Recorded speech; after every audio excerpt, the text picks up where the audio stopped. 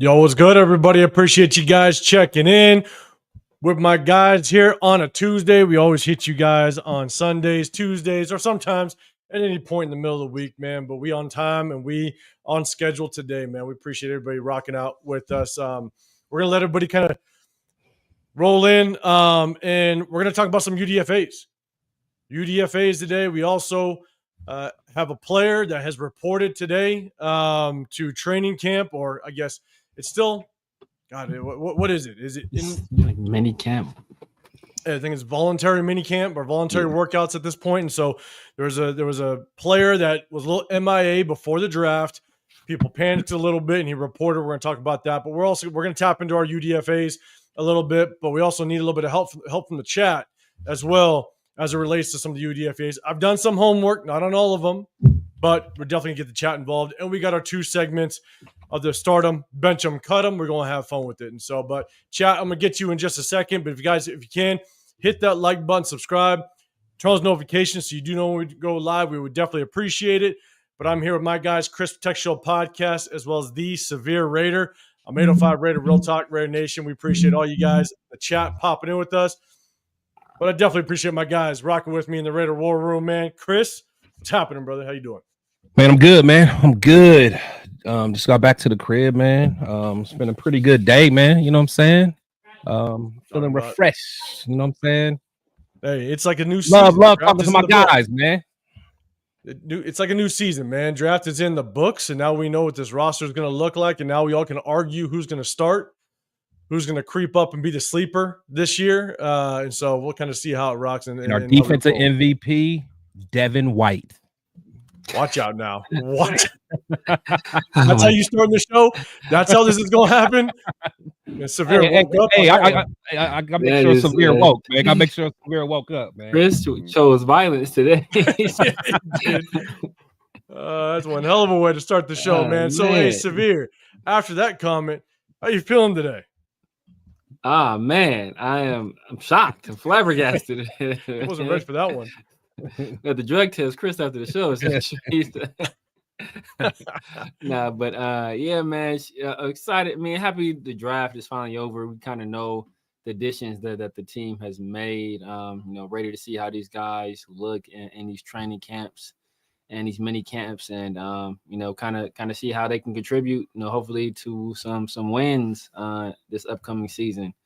See, hopefully one of these linebackers take Devin White's job. Hey, man, one of these UDFAs, you never know. Again, we're going to talk about they might be getting paid more than Devin White, to be honest with you. Hey, you ain't lying. Ain't lying, man. Both our starting linebackers. Shit, you got Devin White was getting paid, $1 million? And then you got Landon Roberts getting paid $3 million? Yeah. It's Severe ain't lying. Kids in NIL deals making more money than those. Damn. NIL deals as second stringers getting paid more than some of our linebackers. Quinn Ewers took a pay cut to come to the NFL, which is crazy. Yeah, he did. I guess so, huh? That's right. Hey, bold move, man. But hey, again, we're gonna go over player that reported to voluntary workouts, and we're gonna go over some UDFAs, and we got our two segments. But first and foremost, man, Raiders Show family, man, what's happening? I appreciate you rocking with us. Appreciate you rolling through. Raiders Food, Chris, what's going on? We're going to see you in Bakersfield, man. I'm going to bring that up. We're going to announce that in just a second as well, but we're going to wait on it. Sacktown, what's going on, man? Good seeing you. Hey, and it's good seeing Sacktown. If you guys haven't seen it, go to Raiders Show family. Nah, man, he's got his channel. He goes live. It's good seeing Sacktown Raider Mike in there as well, man. Make sure you guys go to Raiders Show family and go check it out, man. It's cool, and they chop it up. It's not just about Raiders. They shoot the shit and have fun, man. It's a good time. Salute to them. Exactly. PDL, what's going on, man? Appreciate you popping in as well. Where's the flag? What's good, man? Federo in the building. I hope we see our boy Luis. He's been. Yeah, I haven't seen him, man. Somebody check on him. We're watching out. We're watching out. Raider Ben, what's going on, man? Hey, everybody, go show some support to Raider Ben as well. I know I was tapping in with Jeff, and I think Raider Ben mentioned he's been doing this for a long time. So, man. Oh, yeah. He's been in there for a real long time. salute to you and just how long. It's a cutting grind. people's heads off. He be chopping dudes' heads off, man. Being a savage. It's a grind, and you got a savage skin in this space, man. But it looks like you got both, brother. So I appreciate you rocking with us.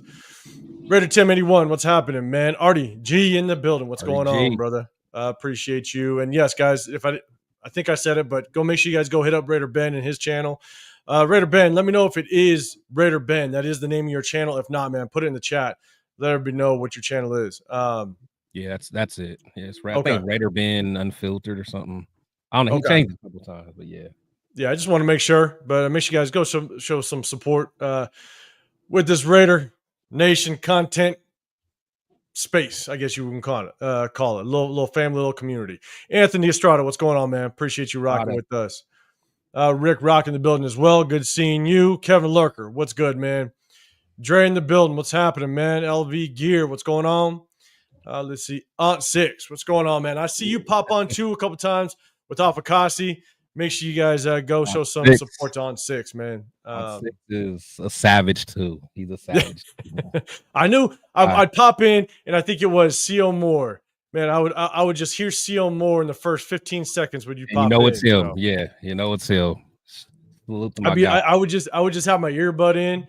And I'd be like either making the family food or doing something, and I just hear C.O. Moore, and I'm like, that's got to be Aunt Six. Yeah, it's got to be Aunt Six. Super out in the crowd, man. Appreciate you pulling up. Navy Bet in the building as well.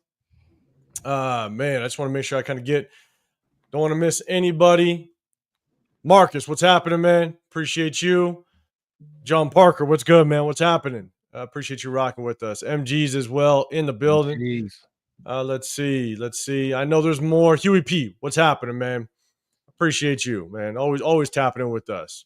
What's up, Joe? What's going on? Why did Sanders get passed on Raiders? Had so many chances. My opinion may not be popular. He ain't that good. But I'm just saying. I'm gonna leave it there. Better than Dylan Gabriel, but he's better than the fifth round. Let's put it that way. Okay, and Milrow. He's better than the fifth round. I'll put you that. It is crazy. It's a crazy world that Jalen Milrow went before him. But Dylan Gabriel, that's the crazy one. I can see Milrow, but Dylan Gabriel. I can't see Milrow. I can't even see Milrow. I see the opposite. Because honestly, like at least the body of work for Dylan Gabriel was there to where if you just liked his skill set, you could, Jalen Milrow, like he ran better than Shedeur. That is about it, and that's it. He's awful. But he also had apparently better, just a better attitude in interviews too. Raider Hawaii, what's going on, man? Appreciate you rocking with us as well. What's going on, Larry?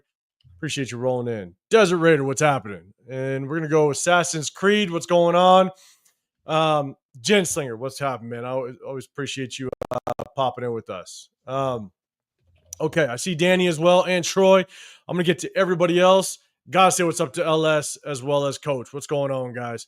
Appreciate you rocking. Man, Raider Show fan, appreciate the super chat. Said hit up all these fellas' channels and like them on their channels. Yes, every click matters. Appreciate that, man. Appreciate that. You know this is the community, man. At the end of the day, you can listen to whoever you want, check in with whoever you want. It's a community. We all rock with each other. But yeah, LS, man, good seeing you. Isaiah in the building as well, man. If I'm gonna get to everybody else. I promise I'm gonna keep scrolling down. But real quick, let me start this one so I know where I ended. But yeah, man, I appreciate the super chat. Real quick, guys, if you in Southern California, Raider Nation Summer Kickoff May 17th, Saturday, May 17th. We're going to be rolling over there. A lot of Raider Nation's rolling. If you want more information, go to Raiders Crusaders IG. He puts it on with his team. Jeremy Chin is going to be the player there. What we're hearing is that JPJ's parents are going to be there, and JPJ's parents are trying to get JPJ there. That'd be dope. There's a little bit of a schedule conflict, but he's trying to work it around. The parents are going to be there. They're trying to get him to go there. Thousands of Raider fans show up to this thing. It's a great way to kick off the summer, to start the season. It's family friendly, a bunch of games, everything. You can go to Eventbrite under Raider Nation Summer Kickoff. And it's $20 admission to get in. That's all you need. you can come rock with us. We'll have a booth. You'll see our sign, the Raider War Room. You guys pull up. Good to put some names to faces. I think we're going to be staying at the Clarion Hotel. It's just west of the event. If we do stay there, we'll confirm it. We'll let you guys know. But man, they got a restaurant open till 12, a bar open up till 2, karaoke, pool tables.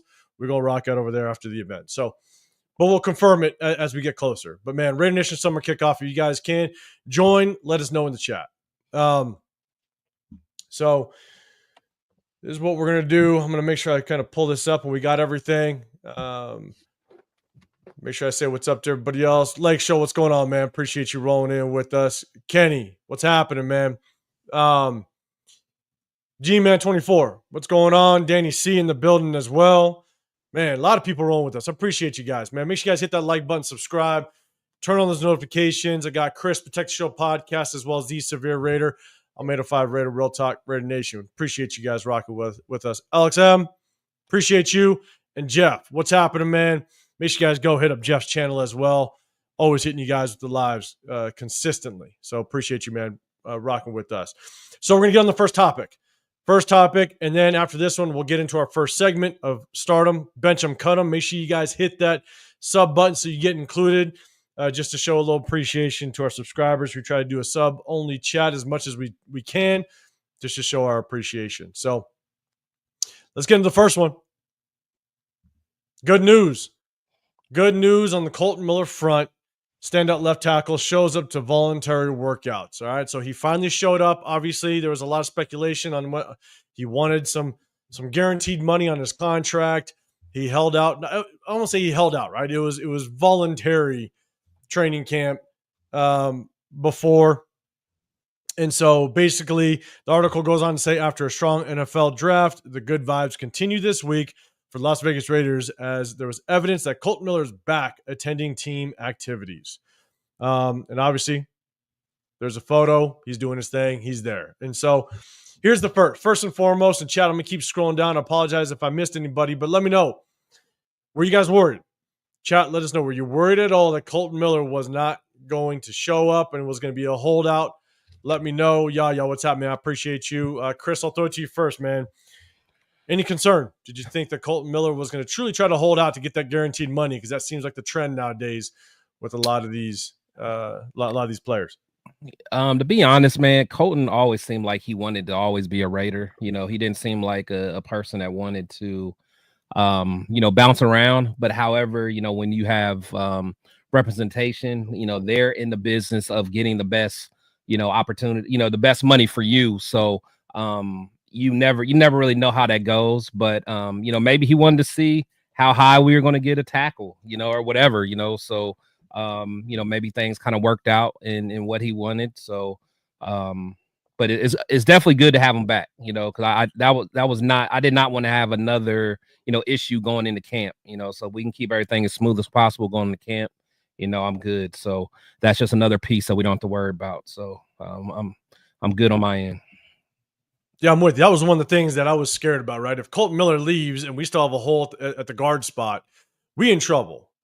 We definitely in trouble. And now that, I'll be honest, now that we got Genty, part of me feels like we might see, if Kolton Miller starts out like the first 5 games playing really solid, could an extension happen? And so it's like we still could be in the realm of kind of like a mid-season extension, depending on how Kolton Miller plays, given the fact that he came off that shoulder surgery and he really didn't start playing solid until the back half of last season. So we could see an extension. What up? Oh, man, what up, Leo? We ain't doing it, Leo. Don't do it. Don't do it. Make sure, as much as I don't like this comment, make sure you guys go hit up Leo. Hit up his channel, man. Show some support, man. He's always going live during the week as well, man. Good seeing you. Appreciate you. Sorrel, I'm going to throw it to you in a second, but Jeff, you said not worried at all. Raider Show family, you're saying no. Coach, you're saying no. Not a whole lot of worries. Assassin's Creed, you're saying no. You're saying not worried. Not worried. True Raider. Hey, you are a true Raider if you show up, right? No guaranteed money.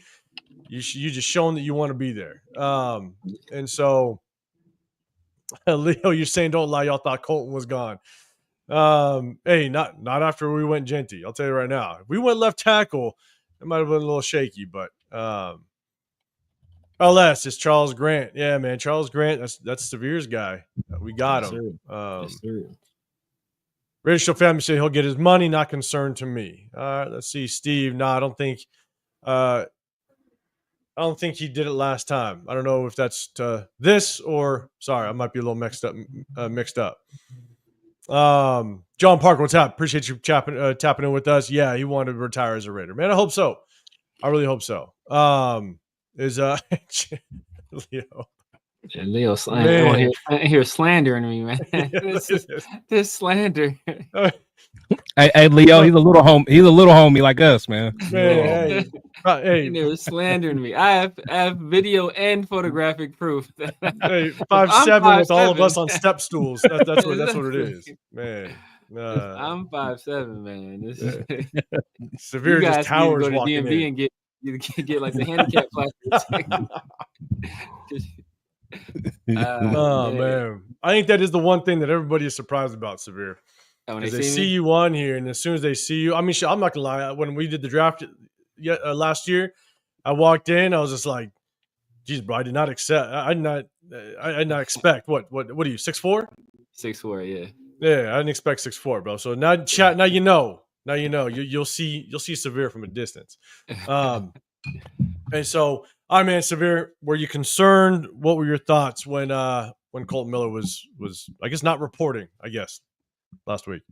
No, I wasn't concerned per se. I honestly didn't think he was going to report to the voluntaries, though. I thought he was going to, use this as kind of leverage to push for more guaranteed money on his contract, and then do the veteran thing and like show up during like mandatory mini camp and training camp. I thought I thought he had figured I've reached that stage where, I don't need this voluntary stuff. I'm a vet in this league. I've been with this team long enough. I show up when it's mandatory. So I thought he was going to do that. But I think that when he saw the selection of Charles Grant, and then that little fire in his eyes, you know what?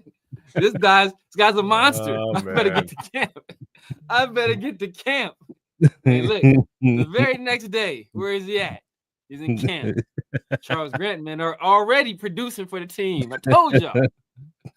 Wow, bro. Don't, man, getting so hopped up on Charles Grant. We're going to talk about the undrafted free agents too, guys, just so you guys know. So hopped up on Charles Grant. We'll see, though. We'll definitely see. And so, all right, let's see. Want to make sure SoCal Sal, what's happening, man? See you in here. Appreciate you. Let's see. Alec Game saying Kolton been a loyal Raider. He has, man. I mean, and that's the one thing that you really like about Kolton Miller. He's somewhat of that silent leader. You know what I'm saying? Like, that's kind of what he is. He comes out, he plays. Yes, he had a little bit of an injury, but you don't hear the drama out of him. And let's be real. Last week, it was involuntary workouts. Involuntary. At a certain point, you don't need to be there. Yes, it would have been nice for him to be there because it's a brand new regime to kind of show that veteran leadership. But at the end of the day, look, he does him as long as he shows up when he's supposed to and he balls. There's not a whole lot we can complain about. And so we'll kind of see how it works out. But, man, appreciate everybody tapping in with us. Make sure you guys hit that. Hey, SoCal, yes, Severe wide receiver 1. We could use it. Even Devontae Thornton does, not pan out. We could use it. I'm with you. Yeah, they're fast no more, man. I don't think many of us are. That's for damn sure. So, all right, this is what we do. We're going to get into the first segment. Let me set it up. Let me go back up to the big screen. I think I'm going to do this one first. This one might get a little good for the class, Chris, though. These things, you didn't bring it up for everybody in the class, Chris. What up, Dre? I went on mute while I'm over here munching. Right. Some kettle chips, some jalapeno kettle chips. Look like some sun chips, man. Okay. Some cheddar. Man. All right, here we go. Yeah. Oh. Watch out now. All right, we like it. Man. Hey, Leo, let me know about that hotel I sent to you, man. Because if we lock that hotel up and all of us roll there, man, we're gonna make sure we start spreading the news. Raider Rundown, what's happening, man? Appreciate you tapping in with us. Rundown. Guys. Go hit a Raider Rundown's channel as well, man. Show some support, man. Enu in the bill. What's going on? You came just in time. We're gonna head up our first segment. All right, let me pull this comment down, and we're gonna have some fun. Let's do this. All right, start them, bench them, cut them. We know we break up the Raider talk a little bit and have a little bit of fun, and so you guys know the deal. There's gonna be 3 players pop up. There's going to be a letter associated to them. Put them in order that you would start them, bench them, cut them, whether it's ABC, CBA, Cabot, the whole 9. But let us know in the chat. We'll see who the first one is up. Start them, bench them, cut them. Let's see what you guys got. All right. This is a receiver one. Active receivers. T. Higgins, Nico Collins, Malik Neighbors. Start them. Bench them, cut them. Man. T. Higgins, Nico Collins, Malik Neighbors. And Jeff, you cheating like always. Jeff, XYZ. Man. Raider Nation Jason, what's happening, man? Make sure you guys go show some love and support to Raider Nation Jason and his channel. All right. See, Dre, you cheating too all the time. Where's the flags first in? That was quick. BCA. Cutting T. Higgins. That's hard work. That's tough. Because it's like, it is. And I know, Severe, you were, and no, I'm not going to lie. Severe, I kind of had you in mind of this because I know how high you were on Malik Neighbors. Yeah, sample size. Yeah, exactly. That's the only reason. Yeah. I know how high you were on Malik Neighbors. That's my favorite. That's my favorite receiver last year. And so I'm like, I wonder if Severe would pull the trigger on this one. I wonder if he'd do it to him. Do it to his boy. Because Malik Neighbors is watching Severe. I know he is. He taps in with us. That's my wide receiver one going before the draft. My wide receiver one over Marvin Harrison. Man, I'm telling you. So get some of these in. Crazy. That's crazy. You, man. Pillars for fun. Appreciate you, man. Marvin was so cold. He was like the perfect receiver prospect. I ain't gonna lie. Yeah. You got CBA. I had no time on him though. I knew what Malik Neighbors was in terms of explosiveness. Marvin always had kind of questions like his speed, separation, long speed. Malik Neighbors was always by himself. Malik Neighbors always by himself. Like who was guarding you, man? So we got back-to-back cuts for T. Higgins, which is kind of crazy. That's crazy work, but I can't argue it. Enu and your ACB. Steve, all right, your CBA, another cut for T. Higgins. Dre, ACB. All right, so you're starting T. Higgins. So, man, there's cuts for T. Higgins. There's starts for T. Higgins. All right, this one's cutting Nico Collins. All right, man, Raider Show family, your CBA. All right, all right, Jeff, your cabinet. Okay, Huey P. CBA, another cut for T. Higgins. Man, that's interesting. I was surprised. I didn't know if anybody was going to cut T. Higgins, but Dre, did you get in again? Man, you switching it up on me. He hasn't been a number one, man, but he could be a number one. He could be potentially. Raiders for Chris, your ACB, Sacktown, your cabinet as well. Oh, man, starting Malik Neighbors over all of them. All right, man. All right, Isaiah. Yeah, man. Get yours in. Joe L.U., what's happening, man? Appreciate you checking in with us. CBA, another cut for T. Higgins. Kevin Lurker, your ACB. All right.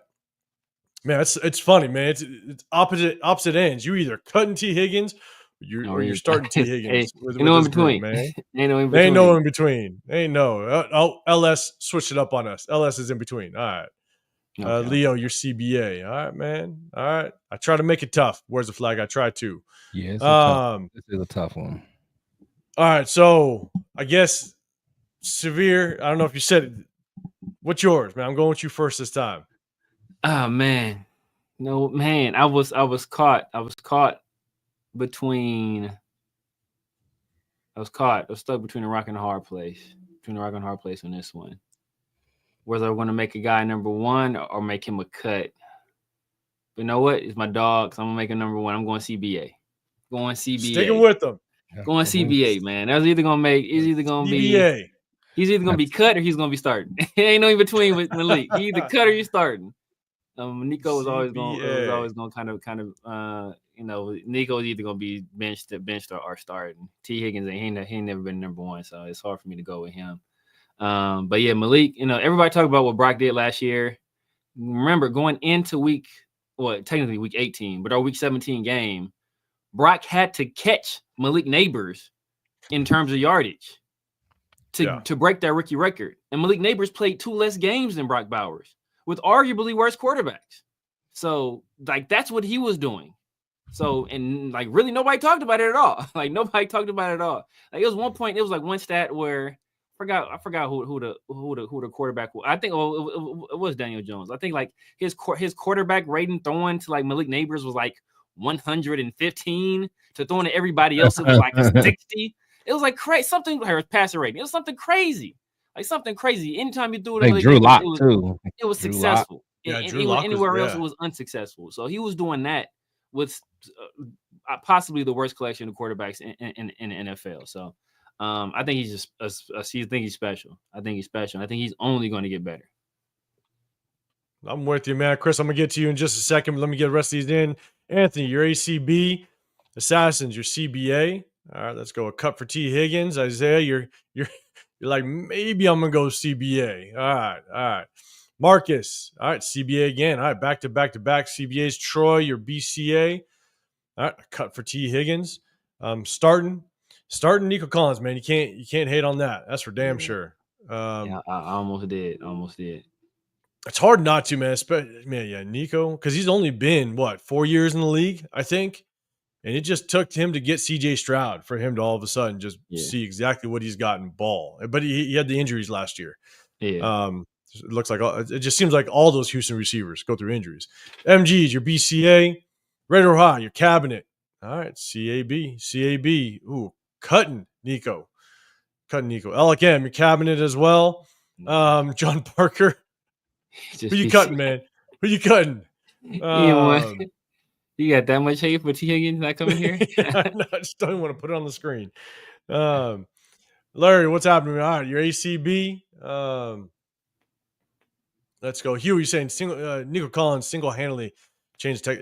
He did with CJ Stroud. With CJ Stroud, but yes, man, he made himself a name once he got himself a quarterback. So RDG, BCA. All right, let's see. Chino, I think he's talking to Severe. He thought Dunze was your number one.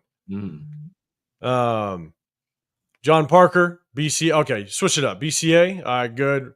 Right away, what's happening, man? Appreciate you. I think you got your channel too, man. Guys, go show some support to Raider Ray as well, man. I appreciate you chapping in with us. SoCal, your cabinet. Good deal. Let's see. Rick Rock, your CBA as well. All right, man. Yeah, appreciate it. Yeah, man. And we might, I just mentioned it to the guys before. We might have a different one too that we'll rock with a little bit and with these start them, bench them, cut them, and change it up a little bit. We'll still do these ones. We might switch up a little bit. All right, Chris, man. Yeah, man. I'm actually I think I'm going CBA as well. Just because with Neighbors, just small sample size. It's like that 1 year is something special. Neither one of those guys, came into the league like that. It was just, and again, you're talking about with Daniel Jones and then Drew Lock. They didn't have, yeah. So they ain't have nothing out there, man. And you got some, other two, got some serious, talent. My boy Nico, that's my Michigan dude. And the thing is, watching Nico, it frustrates me because I always knew he had potential, but he didn't even show it all like that in college, man. So, so it's good to finally see him show out. So, because he got skills, and T. Higgins is a beast. Never been a one, but he would be a one for 80% of the teams out there. So, yeah, so I'm comfortable seeing CBA, but I could see how some people can have it switched up. But Malik Neighbors is his rookie year was special. Yeah, I'm with you. And so, and Steve, man, I appreciate you pulling up Raider Ray's link, guys. Make sure you guys go show some support, man. Again, it's just a big community, and we rock with everybody. they don't rock with us, all good. Don't matter. We rock with everybody. Red Ryan, what's happening, man? I appreciate you pulling up. And so here's the thing. I'm going BCA. The only hard part about T. Higgins, and I was really curious as to how people are going to react to it. The only hard part about T. Higgins is yes, there was the comment that he's never been a true number one. And the question is just how much does Jamar Chase just pull away from him, right? I mean, Jamar Chase is gonna demand the double team every single time. So it was a really good comment that someone made. I think it might have been, I don't know, maybe Leo. I forget who it was.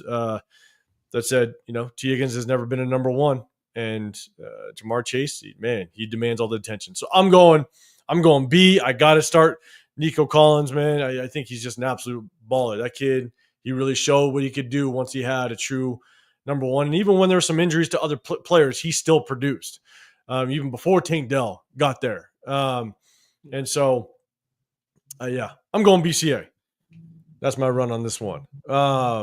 And so, exactly, Leo. All right. So let's go ahead. Appreciate everybody. Make sure you guys hit that like button, subscribe, man. We do this every Tuesday, every segment for the most part, unless there's crazy news, and we're just going to talk about the news. We try to break it up a little bit with this. And so appreciate you. Make sure you guys hit that like button, subscribe. I got Chris Protection Show podcast up top, D Severe Raider down below. I'm 805 Raider, Real Talk. Raider Nation, appreciate you guys. And so I'm going to set this up. We're going to talk about some UDFAs. Again, I did a lot of research on about 70% of the guys. I still got some guys I still got to check in. The hard part about UDFAs, man, is sometimes there's not a whole lot to look at. You know what I'm saying? And so in the way that I kind of break down my own film on some of these guys is I look at the highlights, and if there's something that catches my eye, then I'll start to dive a little bit deeper, right? If the highlights look a little basic or what have you, then I kind of whatever. I kind of move on and don't put too much attention into it unless I see something or hear something. And so hard part with some of these UDFAs, you'll see a highlight video that's like a minute and 30 seconds. You're like, damn, okay, right. It's tough. And so, chat, you might have to help us out a little bit, and but we'll definitely go down the list. Els Ghost, what's happening, man? I appreciate you rocking with us. I'm going to pull it up on the screen here. We're just going to go down one by one. I got my notes. I'll kind of give you my take on it. And so for Chris and Severe, man, if you guys got some takes on it as well, let me know. And so let me pull mine up real quick. Okay. And so, chat, we're going to go top to bottom. Parker Clements, offensive tackle. Obviously, we need some depth, right? We had some crazy depth last year, and all the depth did not pan out. I mean, what was it, Cincy game last year where 3 offensive linemen get hurt, and some of the commentators, I actually was thinking about it going, damn, are we about to get a defensive lineman in there repping a little bit if someone else goes down? And so we definitely addressed a little bit in the draft with Severe, with your guy. But we definitely need to take a look at some of these undrafted free agents. So let's take a look at Parker Clemens first. All right. Parker Clemens, offensive tackle from Virginia Tech.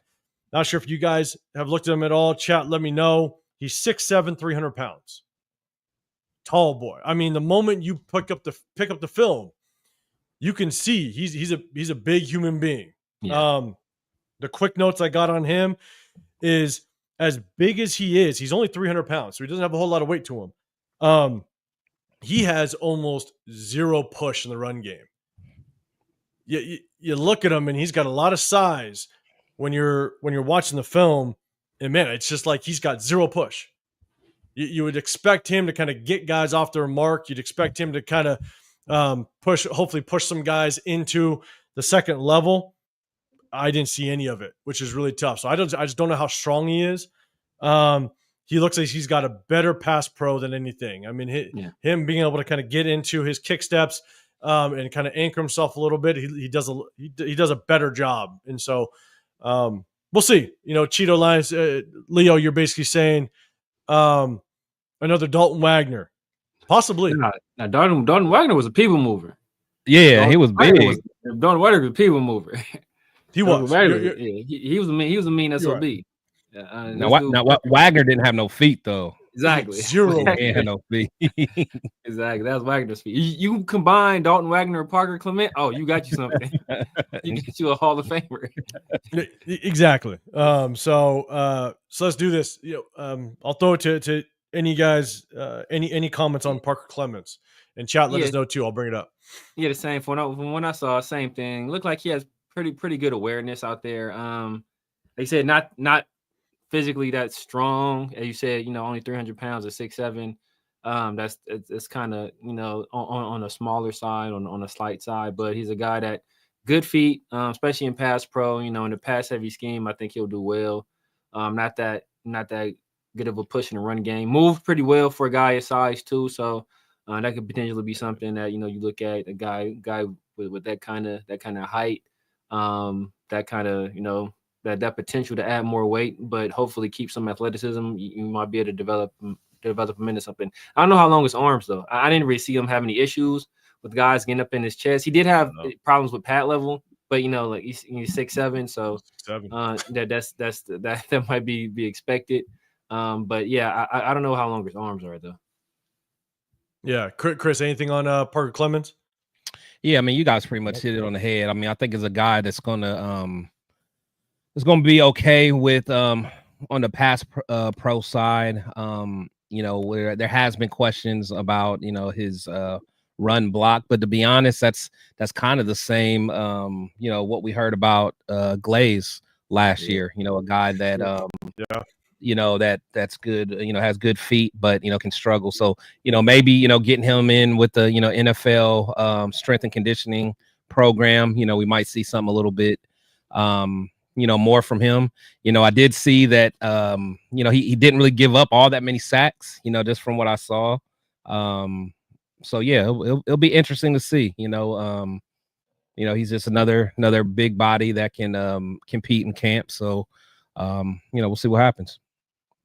Yeah, and so chat, man, I appreciate you guys. You're kind of jumping ahead. Alec Am, you're talking about the D tackle out of Baylor. We're gonna get to him. So make sure you put that comment right back up where we talk about the rest of the guys, because we'll need some help. You know what I'm saying? There's a lot of undrafted free agents. We brought in a ton, and so I'm still going to be doing some research, but I did some decent initial research on the majority of these guys. And Alec, yeah, you're saying Hufford. We're going to get to him in just a second.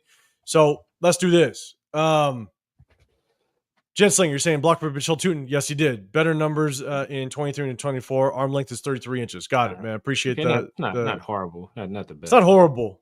But I think the threshold that a lot of the scouts, at least, 34. Or the NFL guys like is 34.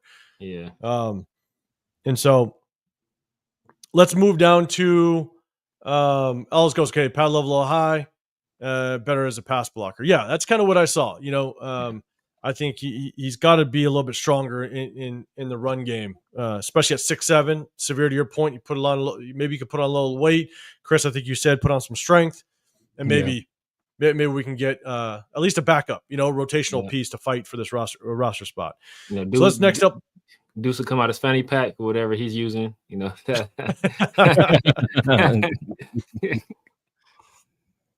All right, next up, let's go Matt Jones. Matt Jones, linebacker out of Baylor. Chat, let me know if you guys got anything. Steve, man, he's up quick. You go see, he says Matt Jones actually has athleticism, Bari Gainer 2.0, and is a good tackler. I have definitely some notes on this kid. And basically for myself, Steve, I mirror the same sentiment. He's athletic. I don't think he moves well enough to be an off-the-ball linebacker, though. Mm-hmm. It's like he has athleticism, but going it's just forward. not the what? What do you say? Going forward. Yeah.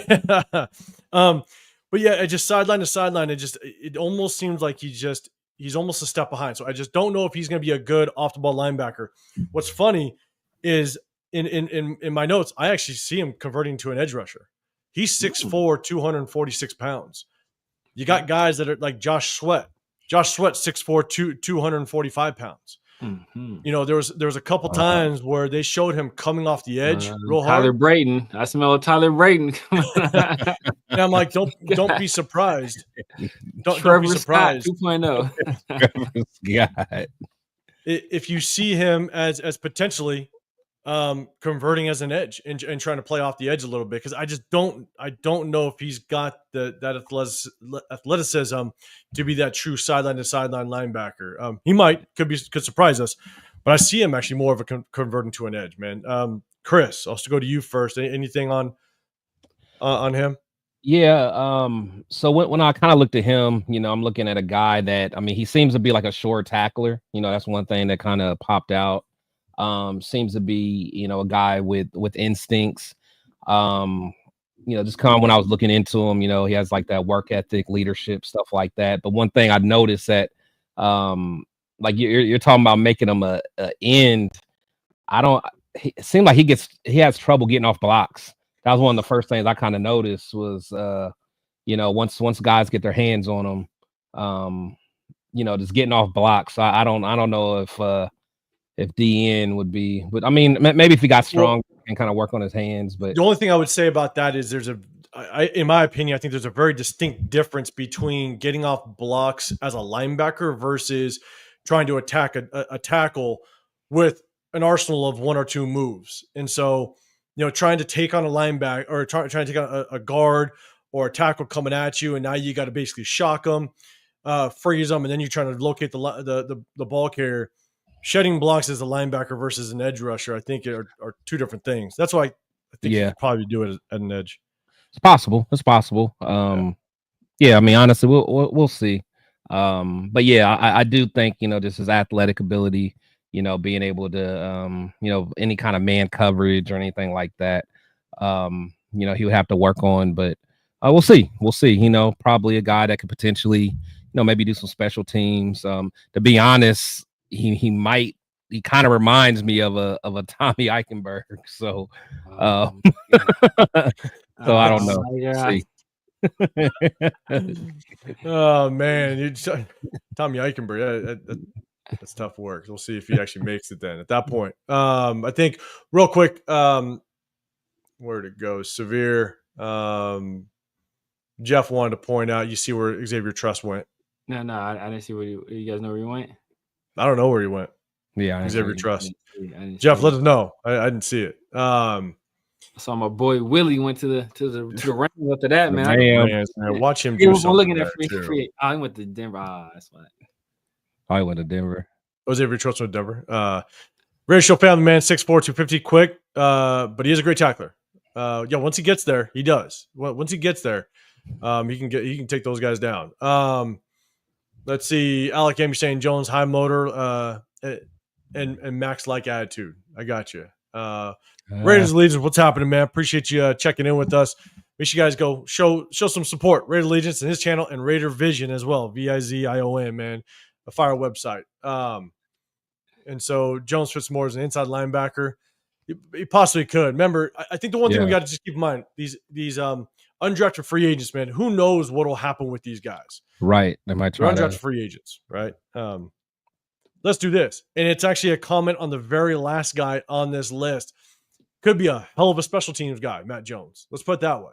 Could be a hell of a special teams guy. At 6'4", 250 pounds, with the new kickoff rule, you need guys like him to get down there and either get down there on kickoff or be a solid blocker on kickoff return. Just Raiders baby, man. Appreciate you guys. Go show some support. Just Raiders baby Jay, man. I appreciate you tapping in. Severe, man, what's your thoughts on Matt Jones? Yeah, man. A lot of what you guys said, coming forward, I think he's a guy who's a good athlete. He's a guy that he's a heat-seeking missile for a ball carrier. I saw him make several tackles for loss in the run game. Moving laterally, that's not his strength, and that's not something I would expect him to be asked to do a lot. But he seems like a guy that he has a nose for the ball, plays hard, plays physical. Seemed to have a pretty good IQ. Some pretty good eye discipline. So it's a guy that, he could carve himself out a role, especially like maybe some goal line situations, stuff like that, or special teams. I can see him doing that. He's not a guy I would expect to be a 3-down linebacker in the NFL, though. Yeah, I'm with you. And Jensen mentioned Jones was the coach's first team all Big 12, had 4 sacks and a bunch of hurries. Also honor roll dude. Hey, that means honor roll, high character, which is good, man. I think that's definitely what some of these coaches, P. Carroll, Spytech, they're definitely trying to get in the building, which is good, man. I appreciate the comment on that. Rated Allegiance, also look up the Clariton Hotel, man. I think that's where we're going to try to go to. I'll hit you up later. I'll message you. So we might be trying to hit that up in Bakersfield. All right, let's see. Jeff, appreciate it, man. Yeah, guys, hit that like button if you can. Hit that subscribe button as well. We try to do a subscribers-only chat, just to show our appreciation. Reginald, what's happening, man? All right, ABC. All right, B was Nico Collins. You just cut Nico Collins, man. That's crazy work, but I appreciate it. All right, next up, let's go. Jod Joyner, DN, Minnesota. I'm gonna let you guys kind of take this one. I got my comments on this guy, and I think there was a comment before. Make sure if you put a comment before on this guy, make sure you guys put it again just so I see it. Chat, let me know what you guys think. Severe Man, I'll throw it to you first this time. What's your thoughts on Jod Joyner? I like what I saw from Jod Joyner, man. This dude has motor. That's one thing you can say about Jod. Motor. He's a guy, doesn't stop. When I was looking him up, I think he ran a 4.6. Yeah, he did. Which was surprised. So that's pretty good athleticism. I think he had like 34-inch arms too. So that's also good. So you like a long limb guy. Some good speed. But that 4.6 doesn't necessarily translate in terms of explosiveness in his first step. And that's something I think he can work on. If he can pair an explosive first step with his motor and his relentlessness to the quarterback, I think he might have something. But as of right now, I think he doesn't play with a great base, and that first step just isn't there. But he has long arms. If he can get some add some moves to his pass rush repertoire, I think he might have something. If nothing else, a rotational edge rusher. Yeah, man. Chris, any thoughts before I jump in on my comments? Yeah, actually, he was one of the ones I was most excited about. Because you do see the motor that he has. You see the measurables, with the long arms and good size, 6'5", 260-ish or whatever. But one thing that kind of jumped out to me is like when you watch him, like he does the stuff that I wish Tyree would do. I mean, for as big as he is, like he has good. You took my comment, Chris. Yeah, like he actually has like a good pass rush like toolbox. Like if you really watch him, like he got the dip. I've seen, you can see him spin and rip and all that stuff. So he's not a guy you're just gonna see do a bull rush and maybe a half swim or anything, stuff like that. So what I saw, I was like, he might be a guy that can give what's his name? Snowden. Yeah, give a guy like Snowden some a run for his money, man. So and like I said, you can't teach motor in that work ethic, So anyone like let someone like Max, get a hold of a kid like this, we might have something with this guy, honestly. I'll be curious to see if he turns any heads, in camp and stuff like that. So I'm definitely rooting for this kid. And he's Big Ten, so he played against some of the best linemen. So we'll see. Yeah. So Nazem, man, I appreciate you checking in with us. Arnold, I saw you as well, man. Not sure if I said a shout out earlier. And so we're gonna get to Melo Donson here in just a second, Nazo. But here's my thing. Jod Joyner, 6'4", 262. My first, after I kind of watched his film, again, not a whole lot, but there was also, I was able to look up like Minnesota's defense versus, and so I got to see every snap. Honestly, it was only after maybe about a dozen plays, my first note was he probably has the best chance of all the UDFAs to actually make this roster, in my opinion. I agree. Because we need depth. I agree. We need depth. I think he actually looks better than Tyree Wilson, without question. He's got insane that we're saying that. That is absolutely insane, man. It is. You're not lying. I agree 1,000%. People told me he's about to have a breakout. People told me they've been telling me on Twitter he's about to have a breakout. Was they lying to me? They were lying. So here's the thing: is for as big as he is, he's actually pretty athletic. He's actually pretty athletic. He can get to the sideline if he needs to. He's actually disciplined. There's a couple plays that I saw where the play would go away and they try to run an end around or reverse back his way, and he was there. He's disciplined. There was a time where they tried to run a screen over him, and he read it. He felt it perfectly and actually got to the screen. He does have multiple moves in his arsenal. Yeah, I like that. You know, and so, yeah, as I'm watching his game film, I'm sitting there going, damn, like this kid actually could be a potential rotational piece. Outside of Charles Snowden, Janoris Robinson, we didn't re-sign him. He's out the door. We don't have very many options. And again, as we were talking in round 6 and 7 during the draft, I'm sitting there going, where's Jared Ivey? He's still out there. He went undrafted, and because look, we need a rotational piece. We didn't address it at all. And maybe Ja Joyner is that plan to potentially have him battle, see him fight, and he could potentially find himself on this 53-man roster. So in my opinion, out of all of them, I think it was all of them. Yeah, I think Ja Joyner probably has the best chance of making this 53-man roster, in my opinion. So, yeah. Can I respond to MG's Raider real quick? Yeah, let's see. Because I know people are going to say this about a lot of the UDFAs. It's at the bottom. This right here. Yeah. Like we can't always get caught up in that because our best receiver on the team was an undrafted free agent. I mean, it's just sometimes people slip through the cracks, but a lot of the media pundits and a lot of the people that had the big boards and stuff like that, they had him projected to go like in the mid to late rounds. So it just happens like that. So I wouldn't just say, hey, just because these guys don't get drafted, stuff like that. So it just happens, but I think he has the skill set to do it. So, but don't let just UDFA kind of turn you off on somebody. That's all I'm saying. John Randall, Hall of Famer, UDFA. So. Right. And here's the thing: is when we talk highly about them, I'm talking highly about him as a rotational piece. I'm not talking highly about him. All of a sudden, he's gonna come in and be that starter.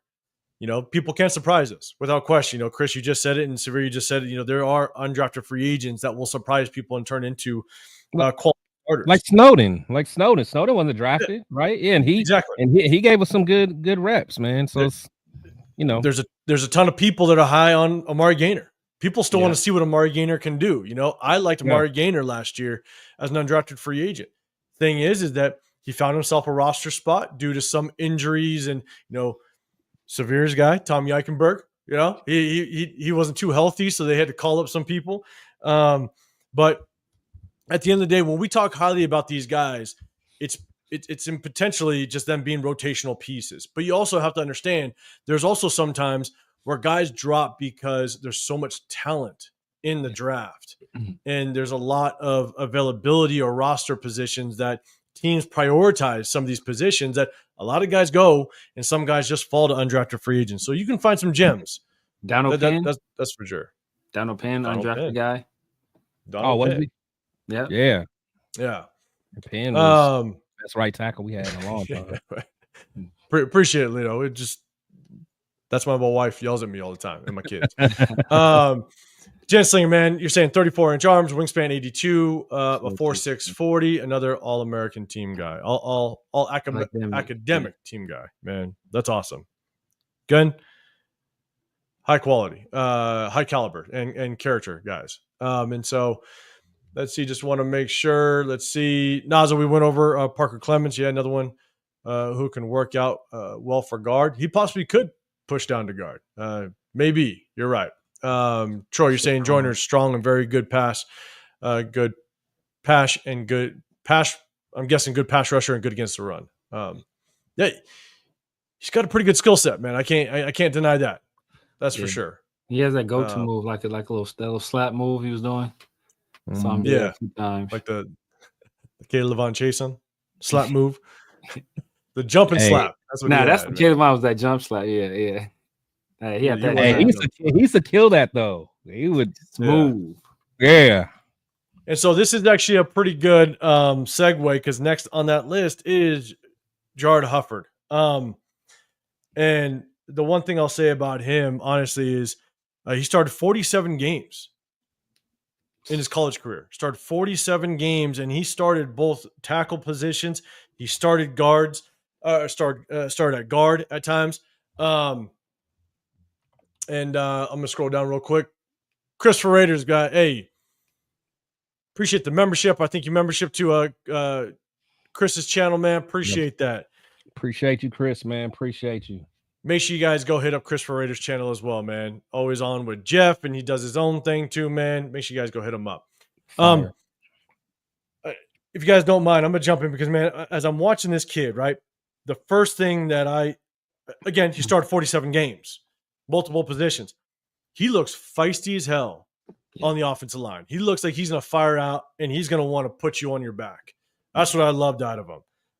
He plays in the run game. He plays like he wants to fight you on the field. That's what I love. The only thing that's tough, his feet are a little bit slow in pass protection. He looks like he's going to struggle against some faster edge, more athletic edge rushers. When I'm watching his film, it almost looks like his upper body knows what to do. His upper body knows I got to get in position, but his feet just can't follow. That's kind of the gauge I get out of him. And so we'll see. I love the starting point as an undrafted free agent, but we'll just see if his feet can keep up with his upper body, because his upper body, it looks like it knows what it wants to do, but his feet just don't follow, which is tough, man. It's severe. It sounded like you're agreeing a little bit, man. What's your thoughts on that?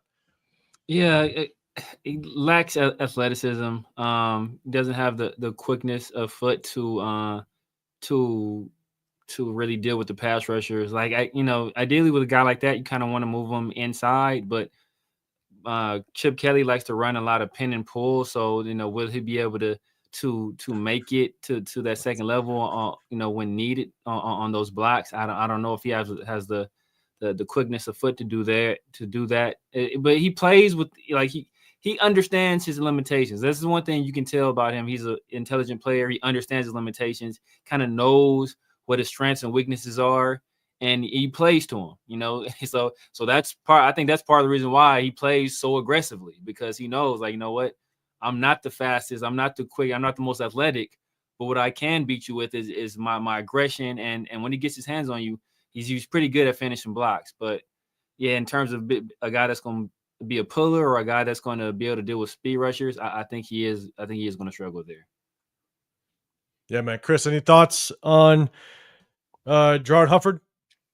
Yeah. So, when you look at him, he actually has kind of the opposite skill set as Parker, really, because he's he's I would say he's more of a run blocker guy. Like, when he gets a hold of you, like, he'll get you, and he'll move you. But like you said, so he may be suited for, better for a guard, but as Severe was saying, as far as athletic ability and being able to pull and stuff, I'm not sure if he has the athleticism to be able to do that. But I mean, he's a guy, again, I think he'll be in there competing. I don't think he's going to be a guy that's going to be getting bullied and stuff like that. So, we'll see. He's I mean, honestly, like, when I look at our guards now, what I saw people do to Parham, anyone that has any kind of, like, fight to them and, any kind of dog in them, I'm always going to welcome them to that room. Exactly. So, I'm down. Chris, Parham knew the assignment. Exactly. That's what it was. He knew the assignment. He did. Yeah, he did. No one else did, apparently. Exactly. We were never on the same page ever. He knew we needed that second pick in the first round. Playing. Yeah. My 2 cents. What's happening, man? I appreciate you tapping in with us. Let me jump down to it, man. Man, Raiders Shield family, appreciate you. Appreciate the super chat. All the UDFAs are following the the common theme: competition and True. nastiness, That's true. all with stuff to prove. Camp should be pretty physical. Yeah, I think so. And big bodies too, man. Big bodies. Got a lot of big bodies in there as well, man. And so was Jordy Nelson in UDFA? I don't remember. I'm sure the chat would know. Oh, I think He may have been. Might have He been. may have been. I'm not sure. I don't remember. Let's see. I know Genslinger's academic, all Big 12, elite straight line speed, coupled with awful lateral agility numbers. All right, start all over the line, yeah, including center. Awful lateral agility numbers makes a lot of sense. The more and more you look at the tape, man, I think he's going to struggle with elite athletic pass rushers, and man, his feet just don't move as fast as his upper body wants him to move. That's the tough part about him. But look, again, get his feet right. Maybe he slides down to a guard position, but the nastiness in the run game, I think, can help him. You know, sometimes absolutely. Chris, I know you played D line, man. Sometimes just that physicality down the trenches. The what? D lineman. Chris was saying that. Chris ain't always been this size, but he's I ain't always been this big, man. Who were you? I thought he was a safety. A D lineman? Safety? I thought you mentioned you played D line.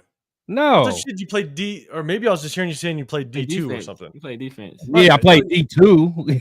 Dang, okay, so you were Division D2, yeah, but damn, man. Yeah, I was not always as big, man. This is Memphis that did this to me, man. This is what I heard. Okay. He played running back. Niners twice a week. That's what happened. Because here's the thing, though, is because you always talk about D line and just I do. Trenches. So I thought that's why you tied yourself to it. Okay, my bad. All right, bro. I'm like 5'1", man. Like it don't matter. Hey, Willie Lampkin. Yeah, me and Willie would have been battling down there, man. Worry about it. And so, Chris, you're a lineman. Damn. Hey, you just seem like you have the passion for it. All right, it's okay, man. Let me finish eating my chips, man. I know you can call me a kicker all you want. You can call me a kicker. Did you see Chris's feet when we was in Vegas, man? That is true. I saw the signs then. My bad. I saw them feet, man. I just thought you were a damn good D lineman. That's what I thought. That's what I thought. All right. What up, Rosetown? Appreciate you, man. I appreciate you rocking with us. We need players like captains and say no mercy. Yes. Troy, you're saying she'll be a good guard. Yeah.